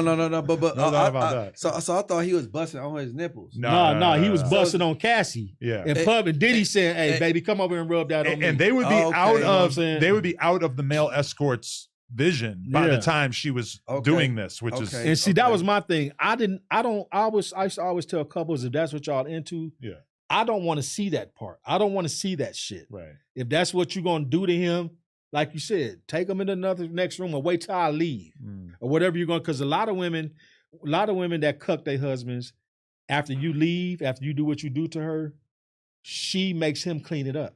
Yeah. He got to clean up her pussy, clean up whatever mess you made, and he's willing to do it. I've seen porn over the years because I'll sometimes just click on a random video and it's a girl getting by two guys or whatever, and you click on it and then you start to realize like, oh, this is a cuck scene, which contrary to popular opinion, not something I've ever really consciously sought out. And then you'll see that there's a guy who's just kind of, he's got his head all up like near the dick. The guy comes on the face, the guy's licking it up, and it kind of really the whole thing up for me. Yeah, I don't want to see that. And see, that's why I didn't do. That's why I always tell them in the beginning, this is heterosexual only. Yeah. Your husband, like you're not about to, I'm not about to bust on you and watch you rub this shit on him. Yeah. I don't want to be a part of that scene. Especially since I don't want to see that. You're supposed to be in charge so you can make your own rules. Right. So yeah, so y'all got to follow what I say. You know, I find this so interesting because I'm thinking about the real serious tone that you kind of need to strike with the girl that you're doming. And then I think about how I communicate with girls where I'm joking around, I'm trying to make them laugh, I'm really like talking to them, asking them their thoughts on things, et cetera, et cetera. Like that's just not the aura that you're trying to cultivate when you're doing that. You have to be, if you're the dom, you have to be serious at all times. Yeah. It ain't no making them laugh. It ain't no joking and none of that. Now, and I always tell people, it's almost like being an actor. You got to get into character. You're Batman. You have to get into this character to where you're doing shit to her. You can't laugh. You can't be amused because if you laugh, that's going to break her concentration. Right. And she's going to think that it's a plaything. Yeah. So you got to always keep that serious tone and that serious energy. Now, after the scene is over and you're doing what we call aftercare, because a lot of time, if you put a woman into subspace, and a subspace is basically when you either f the shit out of her so good to where she's orgasm and came so much, she doesn't realize what the fuck is going on around her. And she's just responding to whatever you make her do. And her body is just like limp. It's just under your full control. That can either happen sexually or it can happen physically by you doing impact play, spanking them with paddles, spanking them with whips. They can take, some women pain tolerance is so high, they can take so much pain and you'll bruise their ass up, their titties up, their bodies up, and they won't tell you to stop. That's because they've zoned out. Hey, they give birth. Yeah, they got in this zone now. They're capable. So now all this shit that would hurt somebody normally, it doesn't bother them. They're just taking it. So that's why they said it's up to you to be in control because you have to know when is enough. Because she's not going to know. Once she zones out and get into subspace, she has no idea. So you're responsible for her safety. So if you bruising a woman up and you see all these, you thinking to yourself like, man, she not going to tap out. You got to know when to tap her out. Because if not, she won't tap out. Right. And see, once you do that, she's hooked on you. She's hooked in this space mentally. So now you have to provide what they call aftercare. Because if you don't do aftercare, when you leave her, she can zone out and be in this depressed state for days. Because this is the way you left her. So what aftercare entails is where after the scene is done, you may take her, come on, baby, lay next to me. You might rub her, tell her, good girl, you did a great job today. I'm my daddy. I'm really impressed by what you did. You hung in there great. Stroke her hair, rub on her. If she's bruised up, you might want to take some cream, rub on her bruises, kind of soothe the pain. And this is bringing her back to her normal self because right now she's in that state. And so by you doing all this kind of stuff and talking to her, getting into her mental and providing care to her physically, she's starting to realize, okay, now it's okay. I can come back to being myself. He's taking care of me. Daddy got me covered. And that's what she has in her mind. And if you don't provide her with that type of care and you leave her in subspace, she can be broke for days. Is it hard? Because I know for myself, I've had weeks where I shot, 5, 6 scenes in the course of a week. And that's when I could kind of fuck up and like all of a sudden it's like, shit, it's like a little harder to finish or whatever. Does that happen to you? Because I feel, or did it happen during your era? Because I feel like you just, when you're doing too much of it, all of a sudden sex kind of loses that allure. And on the other hand, if you haven't had sex in a week, 2 weeks, you get some pussy, it's like, this is the best thing ever. It's like that's why you have to add things into it. Right. And that's really why what went wrong with these relationships where the women start stepping outside is because their husbands became boring. He didn't want to experience. He didn't want to experiment on different shit. And so she stuck to what they call this vanilla sex. You, I eat your pussy, you suck my dick, we're done. And that's repetitive for years. But now she's reading these books. She's seeing this shit on social media. She's seeing these movies, and they just came out a movie with Nicole Kidman called Baby Girl. Just came out at the movies about 4 or 5 months ago. Okay. I watched it. I streamed it a while back, and it's talking about exactly what we're talking about. Really? It's a movie that came out at the theaters, and so I'm like, okay, so people are still into this shit. This movie just came out a couple of months ago, and it's talking about this. It's based on the same thing we're talking about right now. That's interesting. And it's starring Nicole Kidman. It's a good shit. Check it out. And so that lets me know. So that's why when I started writing the book and stuff, and I would start telling people about it, somebody introduced me to somebody that's over a production company called Global Media Productions. And he's the senior vice president over the company. And she connected me and him together because she thought that he would be a good fit as far as me getting my material out on film and stuff like that. So once I started talking to him, which is my boy Joe, once I started talking to him, he started hearing my stories like I'm telling you guys right now. And he was like, man, we got to do something with this. We got to put this on script. People need to see this. People need to know about this lifestyle with Black people and people of color being in this lifestyle. He's like, nothing has ever been done on that level. True. And so we got together, man, and we came up with the idea, and we based the script and a lot of the things that's going to be on the show off my book. Okay. And I bought one of the showrunners with me, Marquise Moore, and my boy Joe right here. He's the producer. Oh, nice. And these are guys that we have a TV show that we're working on right now based off the book that's going to come out. And we're going to start filming that real soon. And we already got Munchie to agree to be a part of it. Oh, wow. And I would like to bring these guys on to the panel if I can, and just let them tell y'all a little bit more about what we're doing and where we're going with that show. Okay, let's kind of wrap it up with some of that, because we're gonna have to get another mic at a certain point. But let me just ask this question too: how many years did you actually do this throughout your career? And then we could kind of talk about how you sort of came to an end with. Hold on, how long was you pretending? Because you was faking it till you make it.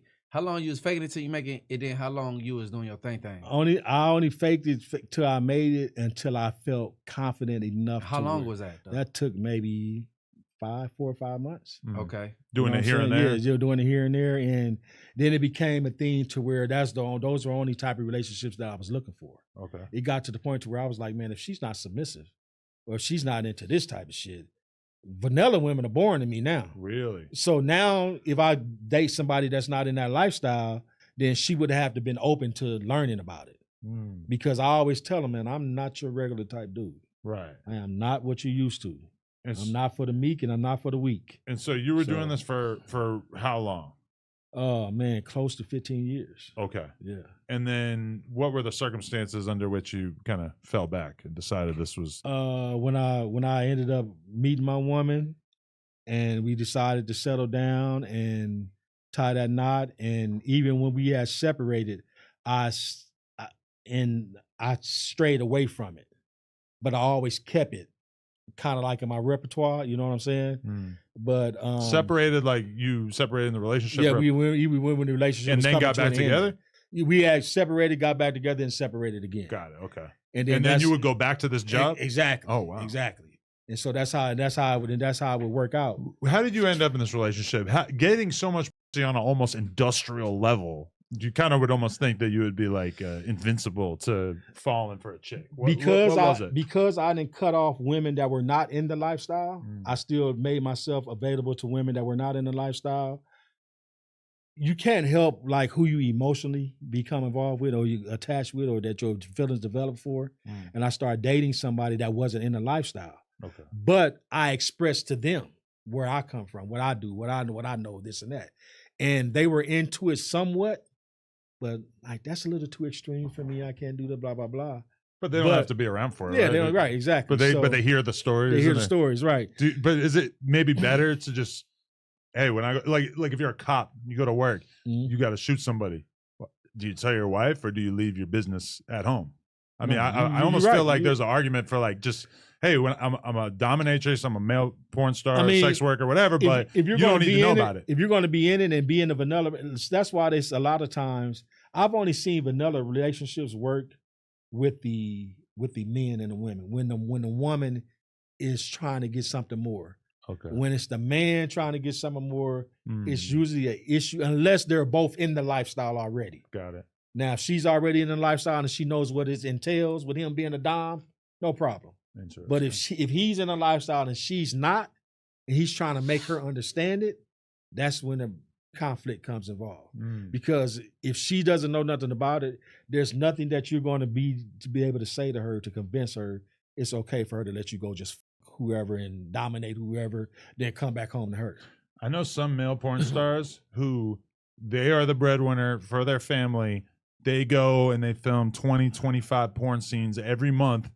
And then they got a girl, and the girl takes care of the kids, takes care of the house, and they just go out there and just lay down on a day-to-day basis. Some relationships I think that like shit that. is so sick. I think that is so hard. Some relationships is like that though. Yeah. But I've never.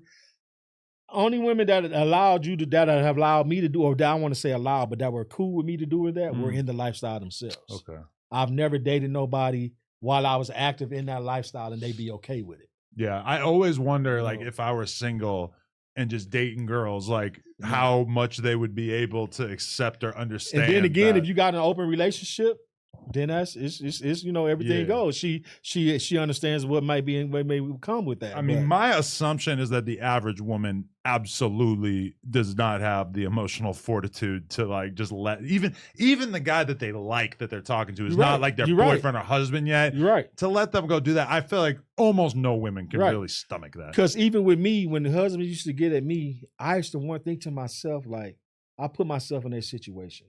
If my woman came to me and said, look, this shit we doing is boring. I want to take it up a level. I want you to choke me. I want you to hit me with the paddle. I want you to spank me. I want you to do this and that and the other. Guess what I'm going to do? I'm going to go learn that shit right away. Last thing I'm going to do is reach out to another motherfucker. Hey, man, my woman want this. My woman wants to get like this. And I can't do it myself. So it always bewildered me when I see men reach out to other men like, hey, I can't do this to my wife, but I want you to do it. And I'm like, man, that's crazy because if my woman come to me, the first thing I'm going to do is go learn this shit because I don't want no other motherfucker doing this shit to her. So I'm about to go learn this shit the best I can. But a lot of these women, a lot of these men I found out is just lazy, bro. And that's real bottom line. They lazy. They don't want to take the time to learn the shit.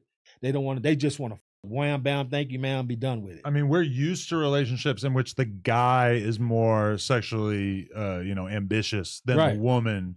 And it becomes very weird once, like, the guy gets older, he's got low testosterone, he's not really, like, ambitious or excited about sex like that. Right. And then meanwhile, I feel like a lot of women, once they hit, like, their 40s or whatever, once they're done with the baby-making part of their life, some of them become more sexually curious. And you're right. I'm saying the opposite. You're right, Munchie. No, the real shit. Hold on. Some become boring, but some become like a lot more interesting. After that, a lot of older women know exactly what they want sexually in a way that like girls in their 20s doesn't. Yeah. This is foreign to you? Sexually active? I'm not saying all, but I'm saying some significant percentage, yeah. That's just like even with Munchie have been, not having his eyesight. If he was in that, if he was in that lifestyle, that would be a turn on to a lot of women. Really? Because he's taking on that role as a dom. He doesn't have the ability to see, but he know what the he doing. Yeah. You know what I'm saying? He know how to do great take with it to the that ugly level. chicks. No, I mean, nothing to you. No cap. That worked in my favor. We're like, and it was curious. Yeah. No, real shit. So his shit, that would take him far within that lifestyle because first of all, they're gonna be curious. First of all, how is this motherfucker gonna pull this bro, off? look. This is the thing you don't understand, Adam. Before podcast or what? Hey, bro, I was a popular person. I can't be outside with no ugly bitch, bro. That it ain't gonna happen. So you gotta ask the homies. Like, she look good, right? No. I ain't asking them now. No, hey, bro. I've been shot since 2012. Ain't no bitch I fucked with has been ugly. I mean, I ain't talking about took down because you got to think. we all take down some rough work. No. Because you got to realize it's a the difference between beauty and being sexy. Yeah. You got some sexy ass ugly bitches for sure. Now I'm saying in a relationship with Ascari Banks, me, since I've been shot, I never been in a relationship with an ugly bitch. Period. And I only got one witness as far as no jumper go. Tam friend Bracken. Period. I don't fuck with ugly hoes. A lot of the girls that you come through here with look very good. I don't know if you are sleeping with any of them, but if they are examples of that, then I'm with you. Did you can vouch for that? Maybe 6 out of 10 of them. No. Listen, I don't, bro. Because, no cap. Because nigga, you represent me, nigga. I don't fuck with ugly bitches, and even if when you ugly, you give off ugly energy. Let me ask you this: would you fuck with an ugly bitch? Now, listen. A lot of these bitches is Mercedes with no motors. They be very gorgeous, and they have. After that, is nothing. I'd rather go down from like a 10 to a 7.5 and settle for the 7.5 than a 10. If she, what I like, she got it going on. She got a good personality. I'm gonna deal with the 7.5 rather than the 10. Okay, that's me. You know what I'm saying? I got that. But listen, bro. Like the bitch, the women that I'm in a relationship with, they don't gangbang. We can't both be on parole, right? Nigga, and hold on. For one, I don't do hood meetings. Ain't no meet me in the hood. Meet me at my house. That's it. Okay. Ain't nobody go DP my bitch. I verbally abuse her. I get on her. Ain't nobody go DP my bitch. Like that's all it is. Ain't no hood tats. My name tatted. And that's I don't do gangbang bitches. I'm enough gang enough for both of us. I'm not doing that, nigga. And all my bitches come with a W-2. Mm-hmm. All of them. Like, bro, I've been outside long enough for the nigga Skid Row. I've been outside. Yeah. That nigga, my bitch, nigga, she got something going on. When I leave, no jumper, I'm leaving in a nice vehicle. Period. Menstrual. I'm not doing it. But Natalie over there, I will knock her down. Like 100 pounds, okay, nigga. On bless, nigga. We be trying to set up my Macc. She's blushing, nigga. For plug talk, nigga. Hey, you got her over there red. I'm a skinny nigga that get it in. Nigga, I don't give about no cameras, no lights, camera bracket, nigga. What? Nigga on Inglewood, nigga on Inglewood. What, did you ever do porn? Who me? I know. Never did porn, but I put some shit on film. Did so you I think know it's about some shit out there. Were you ever hit up? Like, I mean, I've been hit up plenty times, and I just can't. For me, the porn aspect, I can't get past the aspect. Okay, let me put it to like this: if I'm at a party, at a swing party, whatever, everybody's doing their thing. Right. Easy to get in the mood. Porn setting to me, it seems like you're the only two fucking, but you got all these other motherfuckers just standing around and watching and, you know, video cameras and all this kind of. To me, you have to be in a certain mindset to be able to block that shit out and just concentrate on you and her as if nobody else was in the room. I'm on OnlyFans right now. I mean, in this day and age, yeah. A lot of people have this idea that there's going to be like 10 people on set if you do porn. From my experience, it's usually like a filmer and then maybe a director. And maybe there's like a PA. I thought it'd be everybody standing around. And then you know what all threw me off about that? There's not enough money in it. If there was more money in it, threw me off about porn is when people like Mr. Marcus and all them niggas, when they was getting caught up with them faking a test and doing all that bullshit. And that type of shit always scared me off. You get put off the set. Always scared me away. You know what I'm saying? So that alone, just the fear of people not really taking care of themselves and faking they sex test. And okay, y'all that shit scared we ain't me had a a lot. scandal like that in a while. No, we did. Who? Gucci third leg. That was all fake though. That's not, none of that was real. I mean, I don't think so. Like in order to shoot, you have to get tested. You have to be able to get tested. No, but the thing is like people say, he's not doing a professional. He's not an adult performer. Yeah, he is. He's not in your league. He doing OnlyFans. No, so, but he's a porn star. So Gucci Long, what's third his name? leg, Gucci third leg, whatever. His shit was like he not really. What's crazy about that is that the big thing that they made such a big deal about was the fact that they had herpes. Guess what? Half the U.S. population has herpes. It's like porn people don't even get tested for herpes. I'm upset. Look, hold on. I'm upset, That's right? crazy. Look. Because me and my boy was. I looked it up earlier. I was talking to Alexa, like I talked to ChatGPT, and then I'm like, yeah, what's the? I'm like, and then I didn't like. So you got a couple bitches.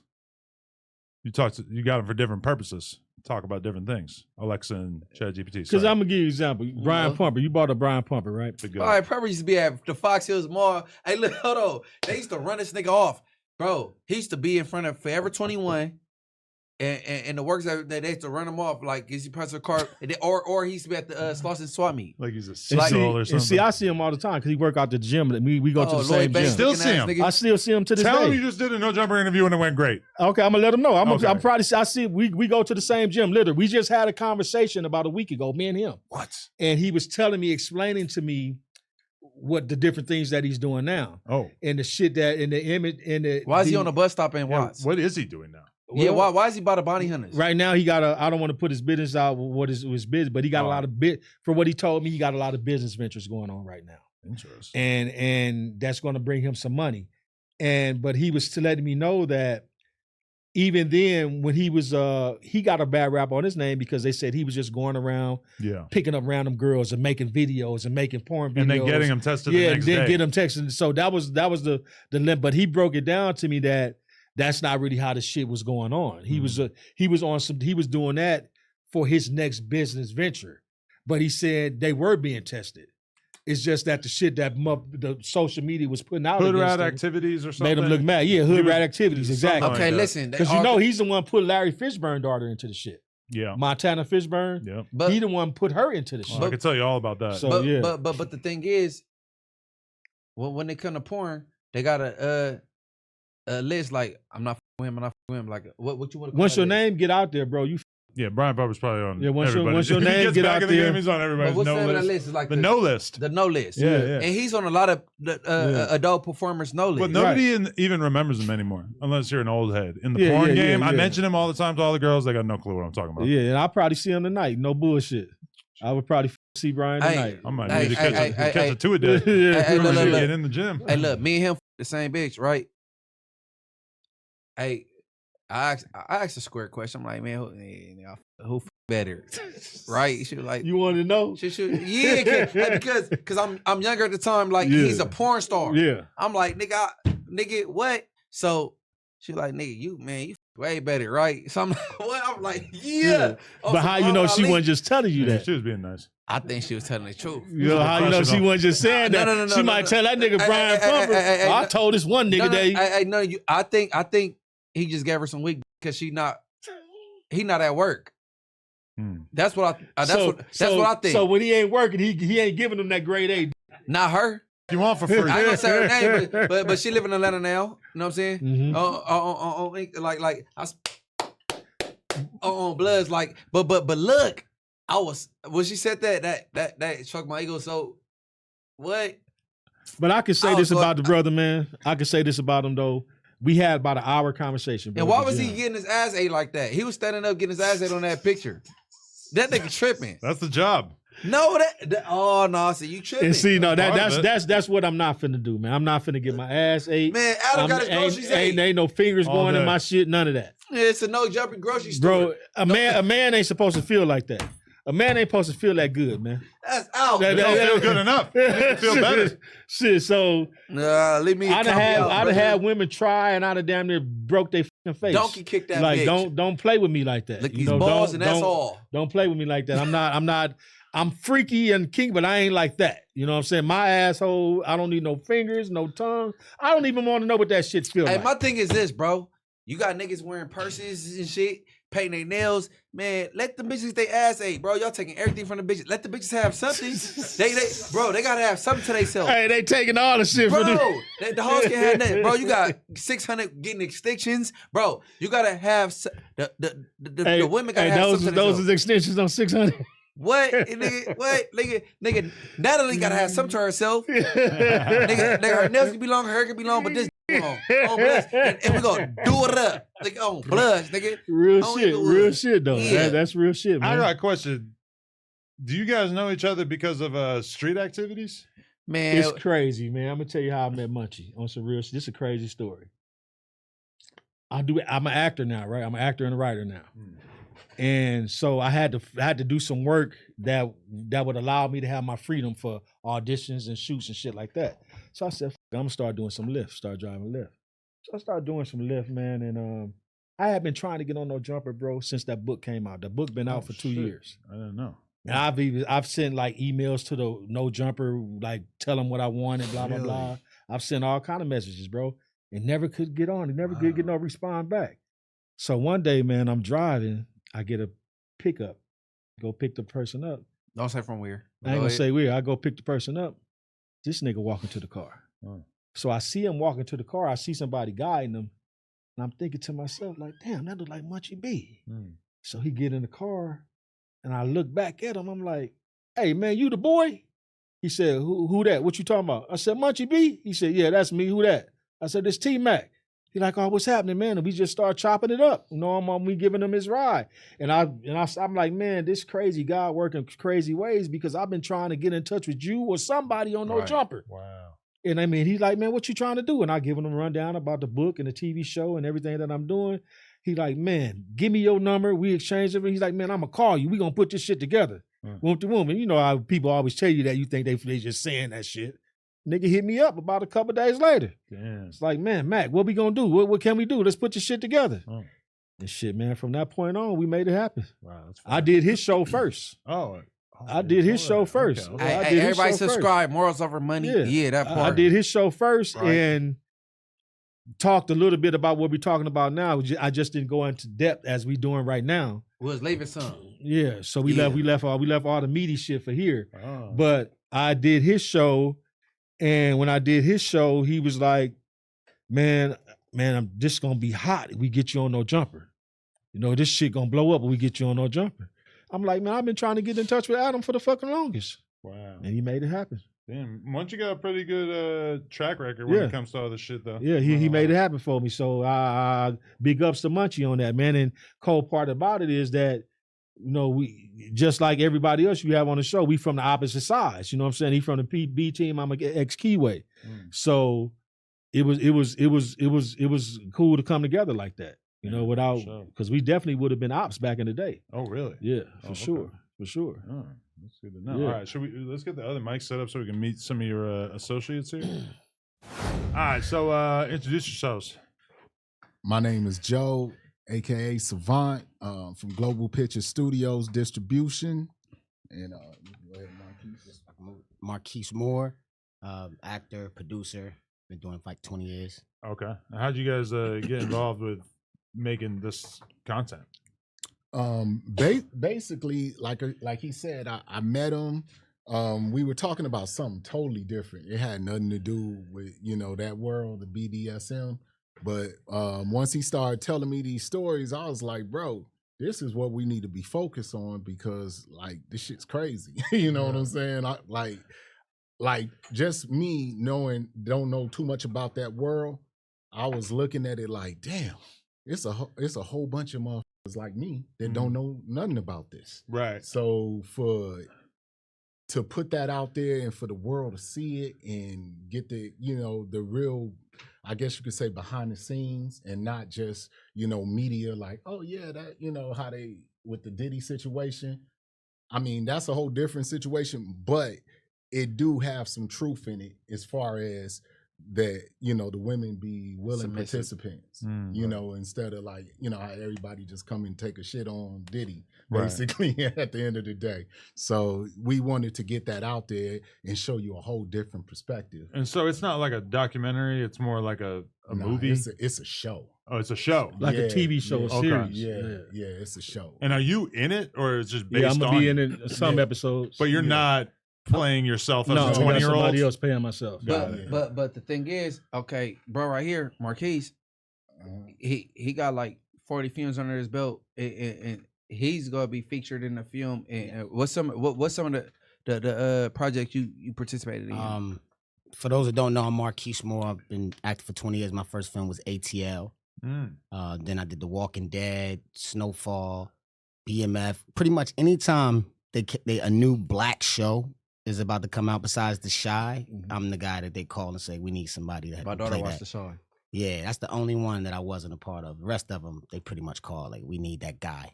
Is it the same producers and directors No, involved to where you keep getting It's a called? great question, but nah, it's the casting directors. So you what they call typecast?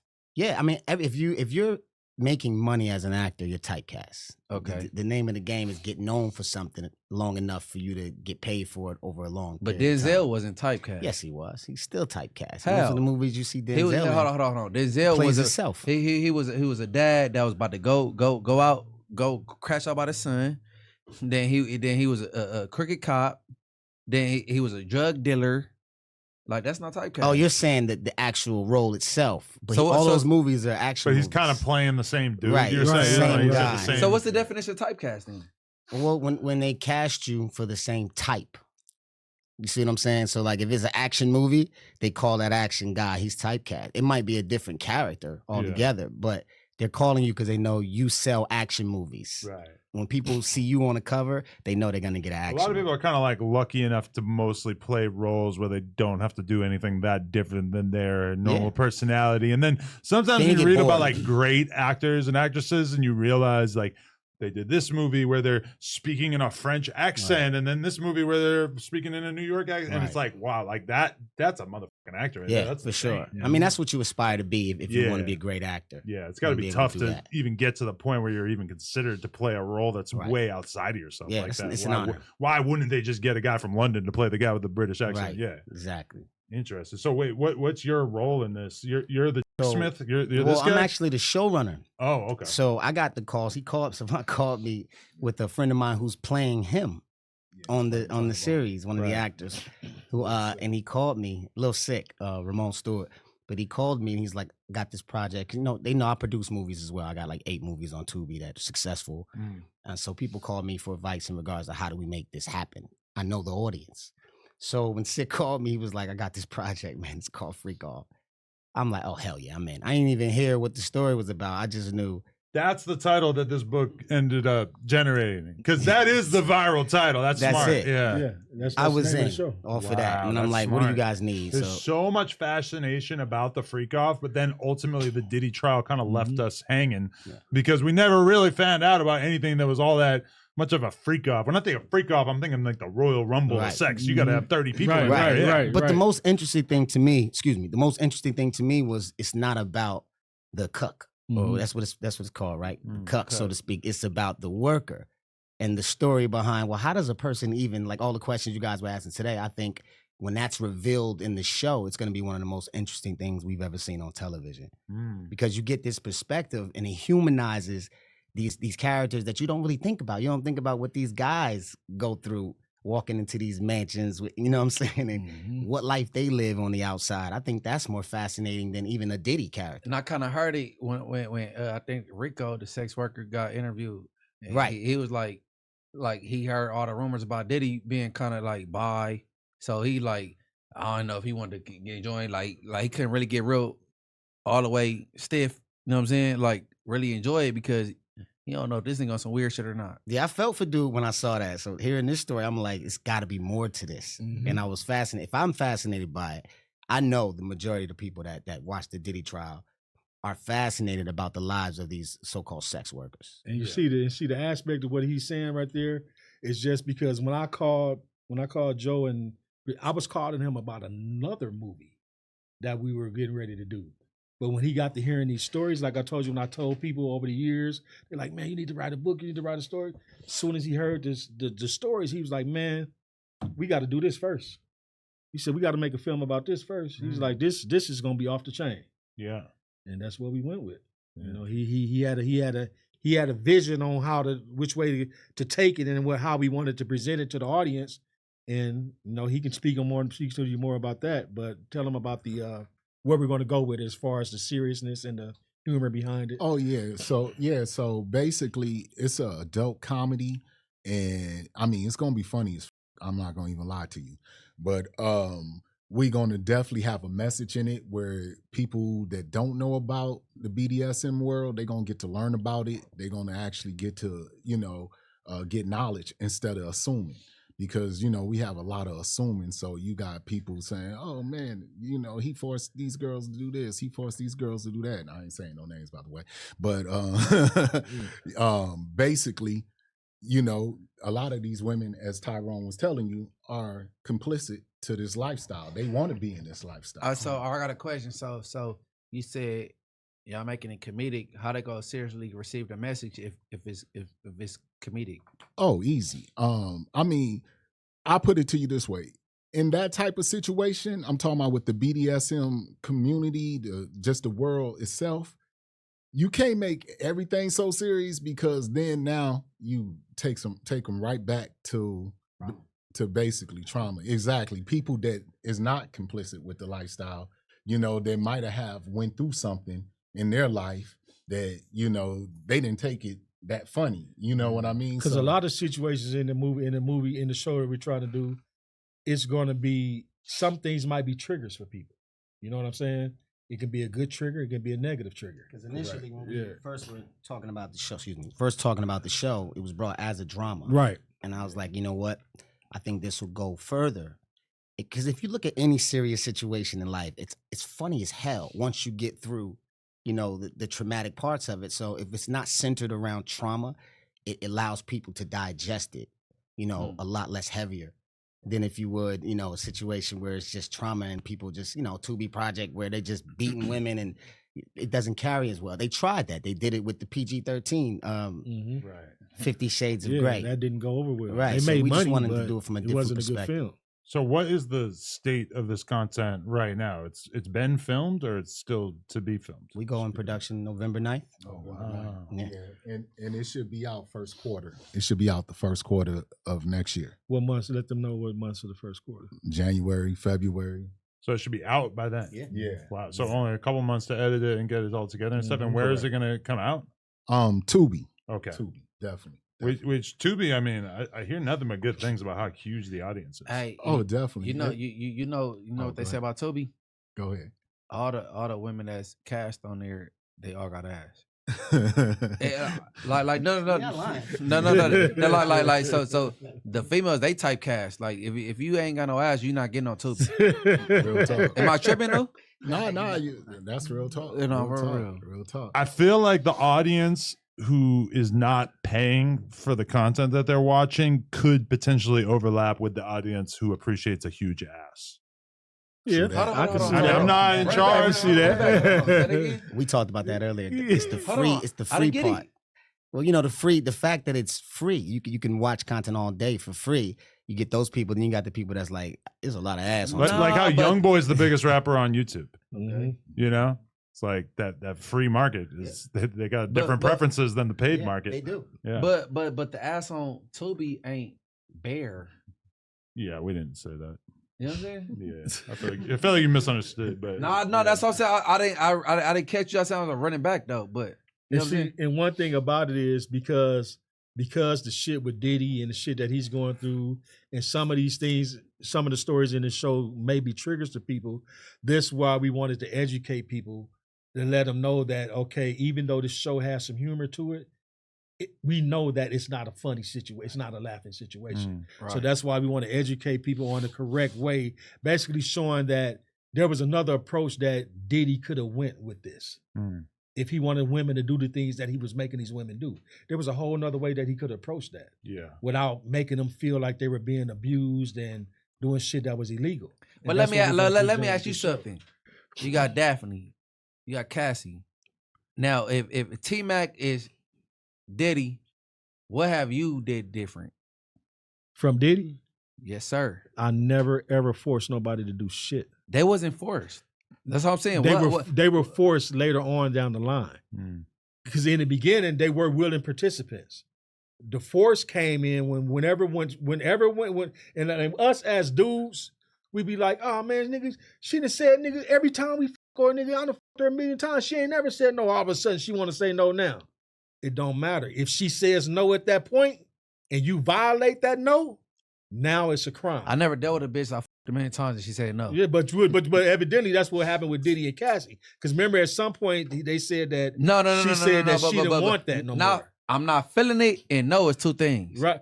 Well, two different. I'm not feeling it, and two different things. Both should probably have you act the same way. Yeah. Because in the court of public opinion, they gonna be like, nigga, there ain't no difference. Hold on. I'm not feeling it, and I don't want to do it. It's the same shit. Adam, you and wife be at home, and you, right? And you want some hair. I don't feel like it, man. Girl, come on. Oh, okay. So now you broke her. It's a crime. No, but see, if Adam she says no and then immediately says yes, I feel like that's. But then also, Adam is not doing this. Adam's not saying, okay, well, shit, your rent got to get paid next month. you want that Gucci purse.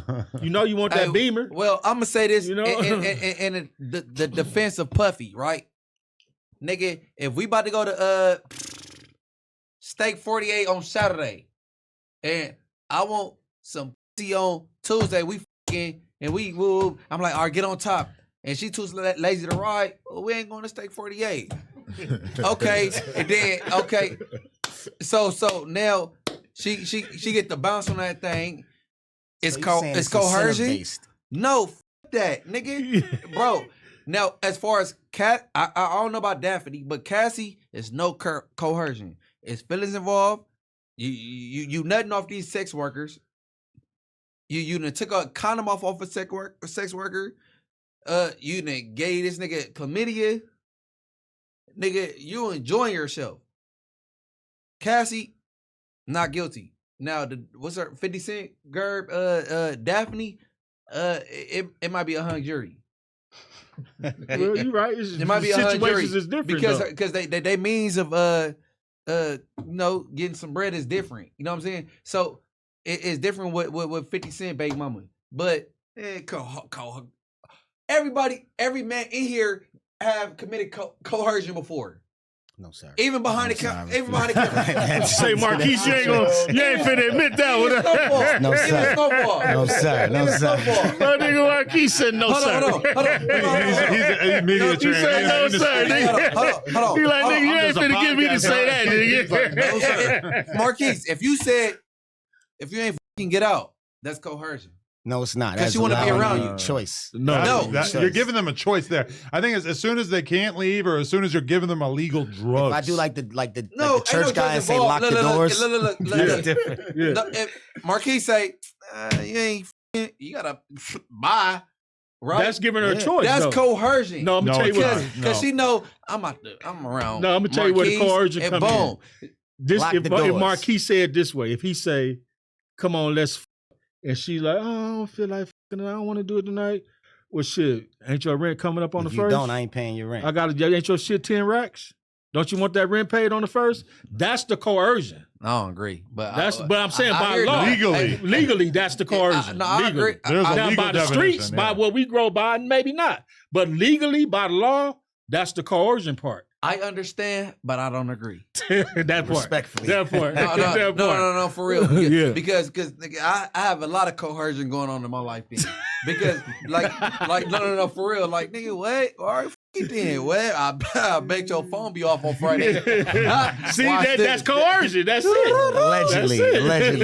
Yeah, all right. I ain't no allegedly. Nigga, shit don't go my way. Nigga on Lincolnwood, nigga it won't go your way either. I bet you won't talk to your granny on Saturday. I gotta go in a little bit. I just want to know who is Natalie? Okay, that's Natalie. Yeah, I know, but like, what, my client. I manage her OnlyFans. Oh, okay. So she's not in the film. Maybe it's possible if we get those numbers up accordingly. Okay. Interesting. Hey, can we get a 360? Well, she's not on camera, but it is her choice. No, it's your choice. You're not now you're coercing again. Can she get on camera? Yeah, sure. Come stand next to him. Next to me. Hey, want me to take that? Okay. I'm gonna do. Hold on. Yeah. Okay. Can I do the sculpture or no? What? Sculpture. What does that mean? Like check you out. Oh, you're gonna trace her body with He your see hands? with his hands. He see with his He's doing the hands. Ray Charles. No, see, yeah, he see with his That's a hands. risk. No? No, it's okay. Oh yeah. No coercion. Hey, shout out to OnlyFans. What? What's your? It's Mia T's with 2 E's. Mia T's with 2 E's. Might have to check that out So tonight. you said you got an OnlyFans. Hey, you might be on OnlyPlug. We might have to talk about collabing with you and her. Yeah. Hey, No, we're looking for his first scene. Yeah, we might have to talk about that. Yeah. Oh, he good. Hey, no. Hey, look, for the viewers, that was the perfect example of no me no. We're all proud of you. We didn't know you had it in There you. you go. But see how you accepted it. No, You hell said yeah. no me no. Hell yeah, no. Hell yeah, I know that's He knows if he waits, he might get a shot. yeah. I think this is what this show would teach people, though. I think Yeah, a lot. yeah, we It's a have a teachable lot moment. less cases like Diddy. People watch this show. Mm. Last plug. I mean, to be real, that is kind of part of the problem with people who have this sort of deviant sexual interest is that it's very rarely, like, the information is kind of hard to get. If you really get into these subcultures, you get on these forums, you get on Reddit, whatever the it is, you could probably figure it out. But somebody like Diddy, I don't think he was indoctrinated or taught how the game went like you. Yeah, he was. He just fell into it because he's super rich and powerful. He got a million girls He around really him. didn't know what he fell into. No, he was been just rich. doing He some been shit. rich for too long. Yeah, So he started breaking all the rules. Yeah, just and not really knowing. He probably didn't when understand. you're half a billionaire, you do what the fuck you want to do. Yeah. So Crazy, ain't it? that's what the deal was with Diddy. But you you got something else you want to say, Joe? Talk on us, bro. Basically, shit. I think you touched all the bases. Okay. Because I was like, You tell them follow Global Picture Films. oh yeah, definitely follow Global Picture Films .com. Shit, let me see where am I at? Okay, yeah, it's www.info@globalpicturefilms.com. We a movie distribution company, and shit, we put movies out through all different platforms. Big time. They really Yeah, push movies yeah. out for real. Y'all might even know some of the movies. Policy out right now. Crush. That's been on Tubi top 10 for like damn near 2 years. Why Do Men Cheat? We got one coming out on Fox Soul around Halloween. It's called Make Yourself at Home. It's gonna be a thriller. Yeah, check us out. Show. Yeah, T-Mac, for sure. appreciate you coming through. Appreciate you, Adam. If people want to get this book, where do they go? Amazon. It's on Amazon. Search up Amazon. BDSM, the BBC Chronicles. Open your shirt. Open that shirt up, man. Let them see what that shirt look like, man. Definitely. You ever thought about wearing a black cock on your shirt? This is probably the safest way that you're going to be able to do so. This is a shirt for my boy Munchie. You know I had to give him his colors, black and red. That You know part. what I'm saying? Ooh. That But part. this is what the shirts look like. And the chove is the chove. As you can see, it's a black rooster on there in a suit. But everybody know that a rooster is also called a cock. Mm. So it's a black cock in a suit. Cock-a-doodle-doo. And the abbreviations is BBC Life. Now I kid you not, everywhere I go with this shirt on, people double take. They're like, oh shit, man, where can I get that shirt? Blah blah blah. It takes them a while to catch it, but it's explainable enough to where it's not offensive. You remember that photo that went viral a few years ago of the big ass black dude just sitting there and he had the huge. Yeah, it's just hanging between I the kind of legs. feel like you're him. Hey, but look, no bullshit, Adam. I done heard that shit a lot, I bro. bet you A have, yeah. lot. You A know what's whole fucked lot. up about that? Yeah. I was looking for that photo the other day because I was going to use a picture of the guy's face in a thumbnail. Right. And when I searched for it, I found a Reddit thread that had the original photo unedited. That's crazy. And the guy's is not even Yeah. hard. It's soft. And to It's be just honest, hanging, I though. mean, it's not like like a fucking bat. it looks like when he's hard, he probably had a pretty good size. But it's not. The original photo would not be anything That's particular crazy, for anybody. man. To pay attention I to. remember that photo that was going around, man. That big dude, big buff motherfucker, like Yeah. a. So bro, it's Photoshop. Yeah, they Yeah, photoshopped they a huge they arm. made him because he's so big. They made his like it was extra big. and They some tricked shit. the world Yeah. because like, so many Yeah. people fell for that one. Yeah. But now, Munchie, when you go out with your shirt, man, they gonna be on you, man. Yeah. They gonna be on you, boy. I'm outside. I'm outside like 10 stop signs. Adam, and I got one for you, What? boy. I'll get you one. I just didn't know how you felt walking around with a honestly, I'm down, and I'm gonna give my wife this book. I'm gonna say, hey, Yes, read most this, definite. and then we can talk. Hey, no, T-Mac, no, shoot it to me. I'm gonna shoot it to him. On Inglewood, we go. You know what I'm saying? Yeah, I'm gonna shoot it to Munchie. Yeah, and then man, I want to throw my handle out there, man. Anybody want to get in touch with me on some acting or podcast or whatever? It's Tyrone W65 at Instagram. It's T-Mac 65 TEEMACC 65. And shit, I throw my handle out there because I've been getting reached out by a lot of people. Hit me on the hip, text me, just don't send me no crazy shit. 424-374-9559. This is all for business, y'all. And reach out to it. appointments available. No Don't even think about it. we on some business type shit. Unless you look like Rihanna, he's not interested. Yeah. All right, T-Mac, appreciate you. Everybody, stay tuned. Say one more. Give y'all a handle, guest. Joe. Oh Marquez. shit, yeah, Yeah, we okay. gotta tell you about So this. He got a website. Go ahead, though. yeah, so basically anybody that's looking to get their film distribute, you can call me at 650-383-7855. Just ask for Savant. I mean, I'm probably gonna pick up, but just let me know it's about film, not about no bullshit. You know what I'm saying? And we'll get you out there. We get you pretty much any platform out there. So And Adam was shit. Possibly, man. I'm Once not we get giving them my this, damn number. once you get this movie created and get it made, I mean, once we start filming, man, we would love to offer you a cameo, man. Oh, I might need to do that. Yeah, you looking for a cook? Man, Adam gonna be in the corner. Hey, hold on. Would this be your first film and television project? Right out I now. never did before. That might be my I was time. talking. I said. I can play myself. Yo, that's what you would do. I said that in the song. I said That's Adam in what the you would corner do, jacking bro. off. Yeah. That's Oh, he crazy. would. Yeah, you would play yourself. You would. Cock talk. Yeah, most definitely. Love it. Yeah, Got it. Hey, Marquez, do your thing. Yeah, Where they can man, find we you? gonna kill it. It's gonna be crazy. No. They can't get my phone number, but Marquise Moore Inc. And then just tap in with the team. Y'all know me already, so just tap in if you're trying to get some movies done. You need somebody to run your show, help you show you how we do it. And shout out the East Coast. Yeah, I mean Jersey, Jersey. but I love yes, LA. yes. LA is home. You know. That part. Yes. For sure. Yeah, shout out to my community, 65th of Vermont. Y'all know what it is. Much love. For sure. Yeah. No Thanks for Jumper, having us. coolest podcast. Shout out to the mayor. Like, comment, and subscribe. Yes, Drop sir. a comment till Yes, you vomit. sir. We out. Yes, sir.